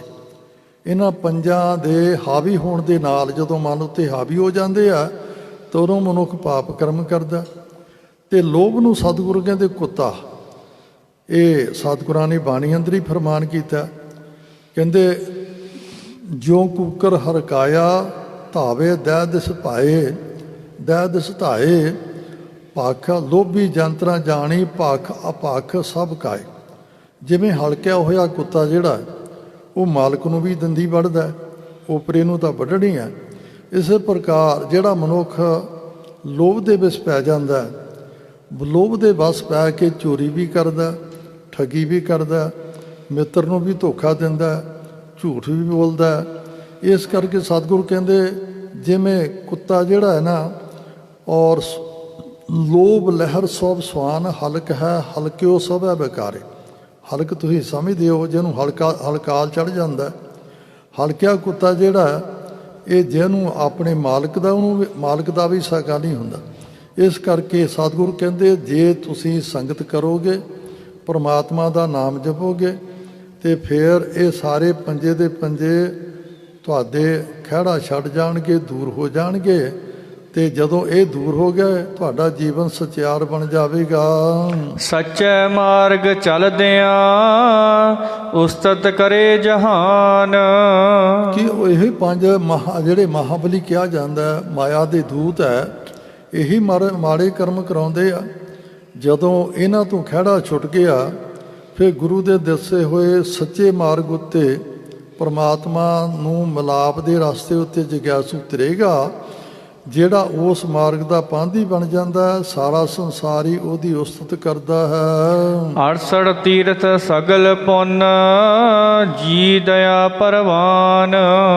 ਹੁਣ ਆਪਾਂ ਦੇਖਦੇ ਹਾਂ ਸਤਿਗੁਰੂ ਕਹਿੰਦੇ ਦੋ ਤਰ੍ਹਾਂ ਦੀ ਦਇਆ ਆ। ਇੱਕ ਤਾਂ ਜੀਵਾਂ ਉੱਤੇ ਦਇਆ ਕਰਨੀ ਜਿਹੜੀ ਆ ਇਹ ਸਭ ਤੋਂ ਮਹਾਨ ਹੈ। ਔਰ ਜਿਹੜਾ ਮਨੁੱਖ ਜਿਹਦੇ ਹਿਰਦੇ ਵਿੱਚ ਦਇਆ ਆ ਉਹ ਧਰਮੀ ਹੋਵੇਗਾ। ਕਿਉਂਕਿ ਗੁਰੂ ਨਾਨਕ ਪਾਤਸ਼ਾਹ ਜੀ ਨੇ ਅਟਲ ਫੈਸਲਾ ਦੇ ਦਿੱਤਾ, ਧੌਲ ਧਰਮ ਦਇਆ ਕਾ ਪੂਤ। ਧਰਮ ਜਿਹੜਾ ਦਇਆ ਦਾ ਪੁੱਤਰ ਹੈ। ਜੇ ਦਇਆ ਨਹੀਂ ਤੇ ਫਿਰ ਜਨਨੀ ਤੇ ਪੁੱਤਰ ਨੇ ਕਿੱਥੋਂ ਜਨਮਾਂ ਲੈਣਾ? ਜਨਮਾਂ ਤੋਂ ਪਤਾ ਨਹੀਂ ਕਿੰਨਿਆਂ ਜਨਮਾਂ ਤੋਂ ਭਟਕੀ ਹੋਈ ਆ, ਵਿਛੜੀ ਹੋਈ ਆ। ਜਿਹਦੇ ਪ੍ਰਥਾਏ ਬਾਬਾ ਰਵਿਦਾਸ ਜੀ ਨੇ ਕਹਿਣਾ ਕੀਤਾ, ਬਹੁਤ ਜਨਮ ਵਿਛੜੇ ਥੇ ਮਾਧੋ, ਇਹ ਜਨਮ ਤੁਮਾਰੇ ਲਖ ਲੇਖੇ, ਕਹਿ ਰਵਿਦਾਸ ਆਸ ਲਗ ਜੀਵੋਂ ਚਿਰ ਭਇਓ ਦਰਸ਼ਨ ਦੇਖੇ। ਜਿਹਦੇ ਪ੍ਰਥਾਏ ਆਪਾਂ ਪੜ੍ਹਦੇ ਹਾਂ, ਕਈ ਜਨਮ ਭੈ ਪੀਟ ਪਤੰਗਾ। ਆਪਾਂ ਆਪਣੇ ਮਾਲਕ ਨਾਲੋਂ ਵਿਛੜ ਕੇ ਪਤਾ ਨਹੀਂ ਕਿੰਨੇ ਕੀੜੇ ਮਕੌੜਿਆਂ ਦੇ ਜਨਮ ਪਾਇਆ। ਕਈ ਜਨਮ ਗੱਜ ਮੀਨ ਕੁਰੰਗਾ, ਔਰ ਜਲ ਵਿੱਚ ਰਹਿਣ ਵਾਲੇ ਜੰਤੂਆਂ ਦੇ, ਬੜੇ ਬੜੇ ਹਾਥੀਆਂ ਦੇ, ਛੂੰਖਾਰ ਜਾਨਵਰਾਂ ਦੇ ਪਾਏ ਆ। ਕਈ ਜਨਮ ਪੰਖੀ ਸਰਪ ਹੋਇਓ, ਉੱਡਣ ਵਾਲੇ ਆਕਾਸ਼ਚਾਰੀਆਂ ਦੇ ਜਨਮ ਪਾਏ ਆ। ਕਈ ਜਨਮ ਹੈਬਰ ਬਿਰਖ ਜੋਇਓ, ਔਰ ਹੈਬਰ ਦਾ ਭਾਵ ਹਾਥੀ ਘੋੜੇ ਇਤਾਦਿਕ। ਤੇ ਆ ਜਿਹੜਾ ਹੈ ਬਨਸਪਤੀ, ਇਹ ਵੀ ਜੂਨਾਂ ਵਿੱਚ ਆ ਜਾਂਦੀ ਹੈ। ਚਾਰ ਖਾਣੀਆਂ ਗਿਣਨਾ ਕੀਤੀਆਂ ਸਤਿਗੁਰੂ ਗਰੀਬਾਜ, ਅੰਡਜ ਜੇਰਜ ਉਤਪਜ ਸੇਤਜ। ਇਹਨਾਂ ਖਾਣੀਆਂ ਵਿੱਚੋਂ ਪਤਾ ਨਹੀਂ ਕਿੰਨੀਆਂ ਕੁ ਜਨਮ ਇਹਨਾਂ ਵਿੱਚ ਧਾਰਨ ਕਰਨਾ ਕੀਤੇ ਆ। ਕਈ ਜਨਮ ਗੱਜ ਮੀਨ ਕੁਰੰਗਾ, ਕਈ ਜਨਮ ਗੱਜ ਮੀਨ ਕੁਰੰਗਾ, ਕਈ ਜਨਮ ਪੰਖੀ ਸਰਪ ਹੋਇਓ, ਕਈ ਜਨਮ ਹੈਬਰ ਬਿਰਖ ਜੋਇਓ। ਹੁਣ ਪ੍ਰਮਾਤਮਾ ਨੇ ਸਾਨੂੰ ਇੱਕ ਮੌਕਾ ਦਿੱਤਾ, ਮਿਲ ਜਗਦੀਸ਼ ਮਿਰਨ ਕੀ ਵਰੀਆ, ਚਿਰੰਗ ਕਾਲੇ ਦੇ ਸੰਜਰੀਆ। ਇਸ ਕਰਕੇ ਆਪਣੀ ਜੀਵ ਆਤਮਾ ਉੱਤੇ ਦਇਆ ਕਰਨੀ ਆ। ਦਇਆ ਕਰਕੇ ਦਇਆ ਕੀ ਕਰਨੀ ਆ? ਇਹਨੂੰ ਆਪਣੇ ਮੂਲ ਦੇ ਨਾਲ ਜੋੜਨਾ। ਔਰ ਜੁੜਨਾ ਕਿਵੇਂ ਆ? ਜਿਹਦੇ ਨਾਲ ਨੂੰ ਆਪਾਂ ਵਿਛੜੇ ਆ ਉਹਦਾ ਨਾਮ ਜਪ ਕੇ। ਕਿਉਂਕਿ ਕੁਦਰਤ ਦਾ ਨਿਯਮ ਹੈ, ਭੈ ਰਚ ਰਚੇ ਸੁੰਦਰਪਉ ਹੋਵੇ, ਜੈਸਾ ਸੇਵੇ ਤੈਸਾ ਹੋਵੇ। ਜਿਹਦੀ ਕੋਈ ਆਰਾਧਨਾ ਕਰੇਗਾ ਉਹਦਾ ਰੂਪ ਹੋ ਜਾਵੇਗਾ। ਲੱਖ ਲੱਖ ਗੇੜਾ ਆਖੀਆ, ਏਕ ਨਾਮ ਜਗਦੀਸ਼, ਇਹ ਤਰਾਹੇ। ਇਹ ਹੈ ਰਸਤਾ ਜੀਵ ਆਤਮਾ ਨੂੰ ਪ੍ਰਭੂ ਦੇ ਨਾਲ ਜੋੜਨ ਦਾ। ਇਹ ਤਰਾਹੇ ਪਤ ਪਵੜੀਆ ਚੜੀਆ ਹੋਏ ਅਕੀਸ਼, ਜਿਸਨੋ ਦੇਵੈ ਦਇਆ ਕਰ ਸੋਈ ਪੁਰਖ ਸੁਜਾਨ। ਪਰ ਇਹ ਜਿਹੜੀ ਦਾਤ ਹੈ ਜਿਹਨੂੰ ਪ੍ਰਮਾਤਮਾ ਆਪ ਦਇਆ ਕਰਕੇ ਦਿੰਦਾ ਹੈ, ਉਹ ਇਸ ਸੰਸਾਰ ਵਿੱਚ ਵੀ ਸੁਜਾਨ ਸਭ ਤੋਂ ਸ੍ਰੇਸ਼ਟ ਹੋ ਜਾਂਦਾ ਹੈ। ਹਾਂ, ਆਪਣੇ ਯਤਨ ਦੇ ਨਾਲ ਕੁਝ ਵੀ ਮਨੁੱਖ ਪ੍ਰਾਪਤ ਨਹੀਂ ਕਰ ਸਕਦਾ। ਔਰ ਬਾਬਾ ਕਬੀਰ ਜੀ ਨੇ ਬੜਾ ਸੁੰਦਰ ਇੱਕ ਪ੍ਰਮਾਣ ਦੇਣਾ ਕੀਤਾ। ਕਹਿੰਦੇ ਮਨੁੱਖ ਜਿਹੜਾ ਹੈ ਇਹ ਦਰਖਤ ਉੱਤੇ ਚੜ੍ਹਨਾ ਚਾਹੁੰਦਾ ਹੈ, ਪਰ ਜੇ ਦਰਖਤ ਉਹਦੀ ਮਨੁੱਖ ਦੀ ਸਹਾਇਤਾ ਕਰੇ ਤਦ ਟੀਸੀ ਉੱਤੇ ਚੜ੍ਹ ਸਕਦਾ।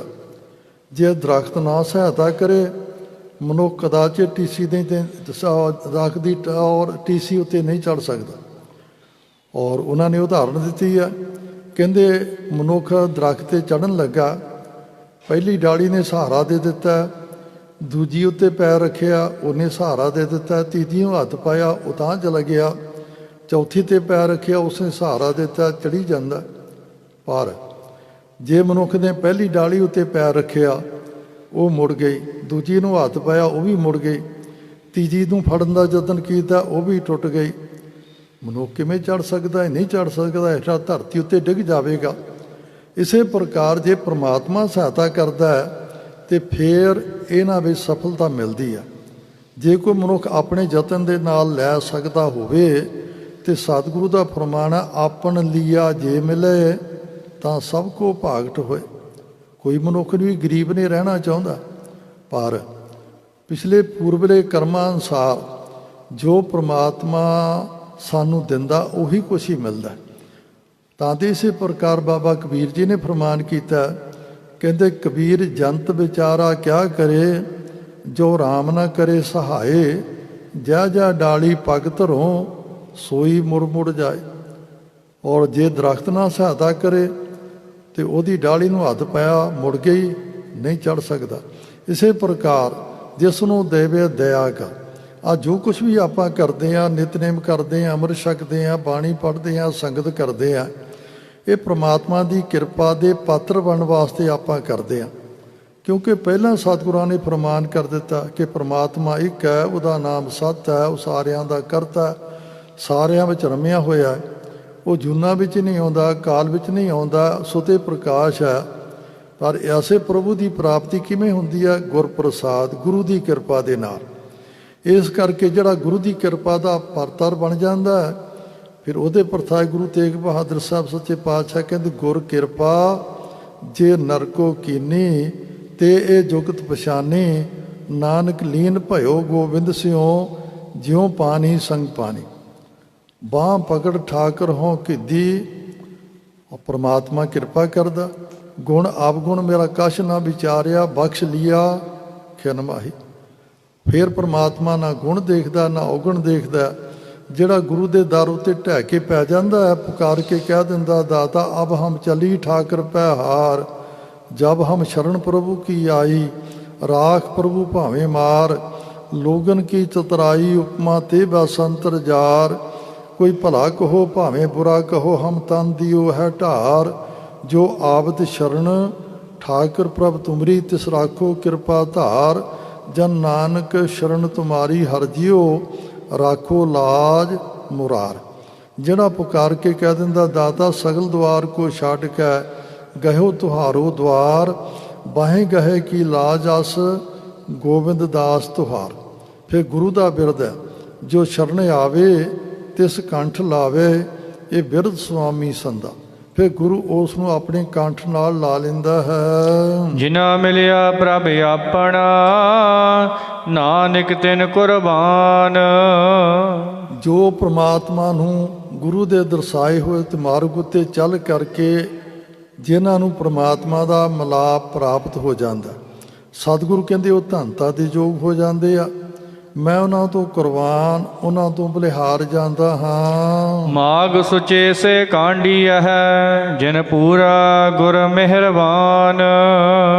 ਸੁੱਚੇ ਦੀ ਗੱਲ ਆਈ ਹੈ। ਸਤਿਗੁਰੂ ਕਹਿੰਦੇ ਸਰੀਰ ਨੂੰ ਸੁੱਚਾ ਕਰਨ ਦੇ ਨਾਲ, ਕੋਈ ਵਾਰੀ ਆਪਾਂ ਦੇਖਦੇ ਕੋਈ ਰੇਤਾ ਨਾਲ ਹੱਥ ਮਾਂਜਦਾ ਹੈ, ਕੋਈ ਸਵਾਹ ਨਾਲ ਹੱਥ ਮਾਂਜਦਾ, ਆਪਾਂ ਸਾਬਣ ਨਾਲ ਸਾਫ਼ ਕਰਦੇ ਹਾਂ, ਠੀਕ ਹੈ, ਬਾਹਰਲੀ ਸੁੱਚਮ ਜ਼ਰੂਰ ਚਾਹੀਦੀ ਆ।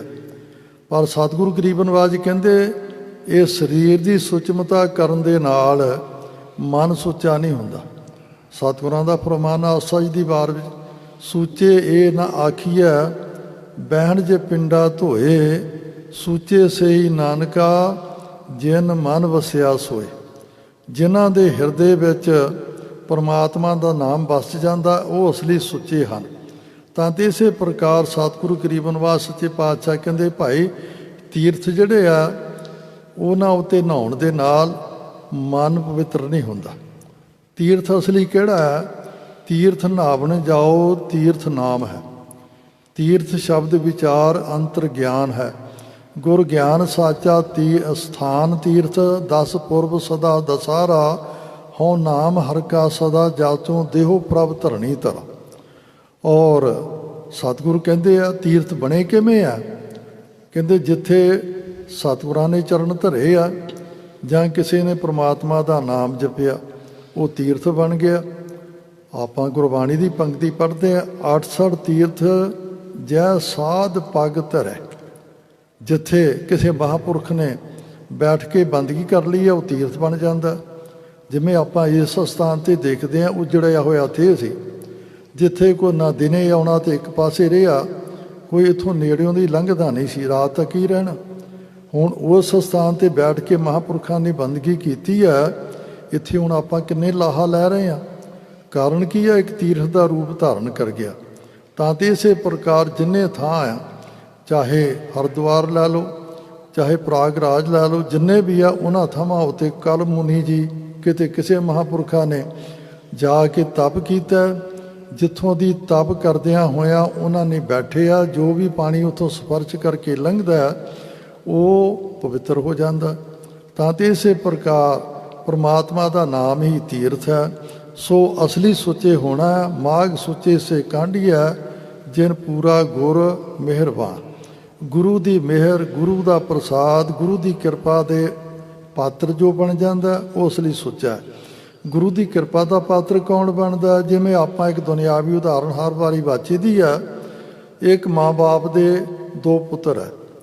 ਇੱਕ ਮਾਂ ਬਾਪ ਦੇ ਹੁਕਮ ਅਨੁਸਾਰ ਹੀ ਚੱਲਦਾ ਔਰ ਦੂਸਰਾ ਜੋ ਮਾਂ ਬਾਪ ਕਹਿੰਦੇ ਉਹ ਤੋਂ ਉਲਟ ਚੱਲਦਾ। ਤੁਸੀਂ ਆਪ ਹੀ ਦੱਸੋ ਕਿਹਦੇ 'ਤੇ ਕਿਰਪਾ ਹੋਏਗੀ? ਮਾਂ ਬਾਪ ਦੀ ਕਿਰਪਾ ਦਾ ਕੌਣ ਪਾਤਰ ਬਣੇਗਾ? ਜੋ ਉਹਨਾਂ ਦੇ ਮਾਂ ਬਾਪ ਦੇ ਹੁਕਮ ਅਨੁਸਾਰ ਹੀ ਚੱਲਦਾ। ਜੋ ਮਾਂ ਬਾਪ ਦੇ ਹੁਕਮ ਤੋਂ ਉਲਟ ਚੱਲਦਾ, ਕਈ ਵਾਰੀ ਮਾਂ ਬਾਪ ਉਸ ਨੂੰ ਆਪਣੀ ਜ਼ਮੀਨ ਜਾਇਦਾਦ ਤੋਂ ਵੀ ਬਦਖਲ ਕਰ ਦਿੰਦੇ ਆ। ਸੋ ਇਸ ਕਰਕੇ ਜੋ ਗੁਰੂ ਦੇ ਭਾਣੇ ਵਿੱਚ, ਗੁਰੂ ਦੇ ਹੁਕਮ ਵਿੱਚ ਚੱਲਦੇ ਆ ਉਹ ਗੁਰੂ ਦੇ ਦਰ ਵਿੱਚ ਪ੍ਰਵਾਨ ਹੋ ਜਾਂਦੇ ਆ, ਉਹ ਸੁੱਚੇ ਹੋ ਜਾਂਦੇ ਆ। ਸਤਿਗੁਰਾਂ ਨੇ ਬਾਣੀ ਵਿੱਚ ਫਰਮਾਨ ਕੀਤਾ, ਜਿਹਨੂੰ ਆਪਾਂ ਪਹਿਲਾਂ ਪੜ੍ਹਿਆ, ਤੀਜੇ ਪਾਤਸ਼ਾਹ ਜੀ ਦਾ ਫਰਮਾਨ, ਸੋ ਸਿੱਖ ਸਖਾ ਬੰਧਪ ਹੈ ਭਾਈ, ਜੇ ਗੁਰ ਕੇ ਭਾਣੇ ਵਿੱਚ ਆਵੇ।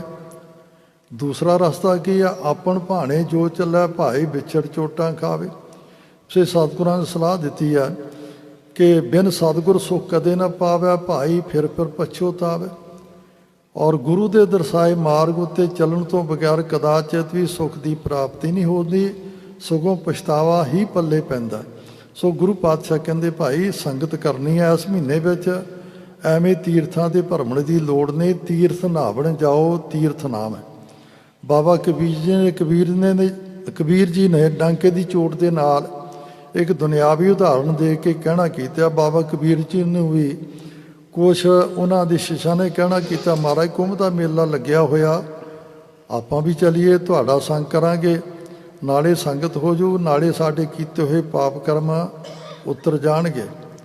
ਬਾਬਾ ਕਬੀਰ ਜੀ ਹੱਸੇ, ਕਹਿਣ ਲੱਗੇ ਇੰਝ ਕਰੋ, ਮੈਂ ਤਾਂ ਨਹੀਂ ਜਾਣਾ ਭਾਈ, ਤੁਸੀਂ ਮੈਂ ਤੁਹਾਨੂੰ ਇੱਕ ਕੌੜੀ ਤੁੰਬੀ ਦਿੰਦਾ, ਇਹਨੂੰ ਜਿੱਥੇ ਤੁਸੀਂ ਇੱਕ ਵਾਰੀ ਡੁਬਕੀ ਲਾਉਣੀ ਹੈ ਇਹਨੂੰ 4-5 ਵਾਰੀ ਲਵਾਇਓ, ਸਾਰੇ ਤੀਰਥਾਂ ਦਾ ਇਸ਼ਨਾਨ ਕਰਕੇ ਲਾਇਓ।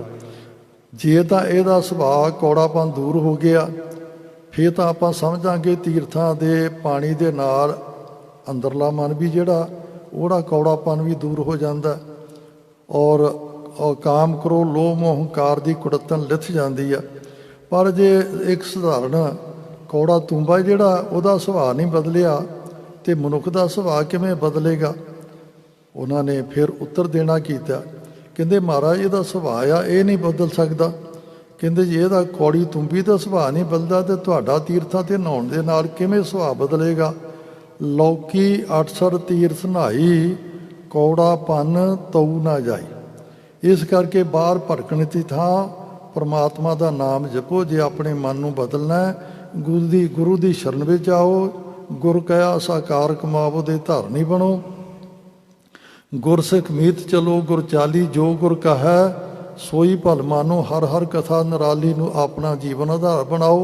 ਫਿਰ ਸਾਡਾ ਲੋਕ ਵੀ ਸੁਖੀ, ਪਰਲੋਕ ਵੀ ਸੁਹੇਲਾ ਹੋ ਜਾਵੇਗਾ। ਗੁਰੂ ਪਾਤਸ਼ਾਹ ਰਹਿਮਤ ਕਰਨ। ਆਪਾਂ ਜਿੱਥੇ ਇਤਿਹਾਸ ਦੀ ਥੋੜ੍ਹੀ ਸੰਖੇਪ ਜੀ ਵਿਚਾਰ ਕੀਤੀ ਹੈ, ਉੱਥੇ ਗੁਰੂ ਅਰਜਨ ਦੇਵ ਸੱਚੇ ਪਾਤਸ਼ਾਹ ਜੀ ਨੇ ਜੋ ਮਾਘ ਦੇ ਮਹੀਨੇ ਦੁਆਰਾ ਉਪਦੇਸ਼ ਪ੍ਰਦਾਨ ਕੀਤਾ, ਉਸ ਨੂੰ ਵੀ ਆਪਾਂ ਬਾਚਿਆ। ਸਤਿਗੁਰੂ ਰਹਿਮਤ ਕਰਨ, ਕੋਈ ਕਿਣਕਾ ਗੁਰੂ ਦੇ ਉਪਦੇਸ਼ ਦਾ ਸਾਡੇ ਹਿਰਦੇ ਵਿੱਚ ਵਸ ਜਾਵੇ, ਤਾਂ ਜੋ ਸਾਡਾ ਵੀ ਗੁਰੂ ਘਰ ਆਉਣਾ ਸਫਲਾ ਹੋ ਜਾਵੇ। ਭੁੱਲਾਂ ਚੁੱਕਾਂ ਦੀ ਖਿਮਾ। ਆਖਰੀ ਪੰਕਤੀਆਂ ਨੂੰ ਦੁਹਰਾ ਕੇ ਗੁਰੂ ਚਰਨਾਂ ਵਿੱਚ ਖਿਮਾ ਮੰਗੀਏ। ਸਤਿਗੁਰਾਂ ਨੇ ਕੀ ਹੁਕਮ ਕੀਤਾ ਹੈ ਜੀ।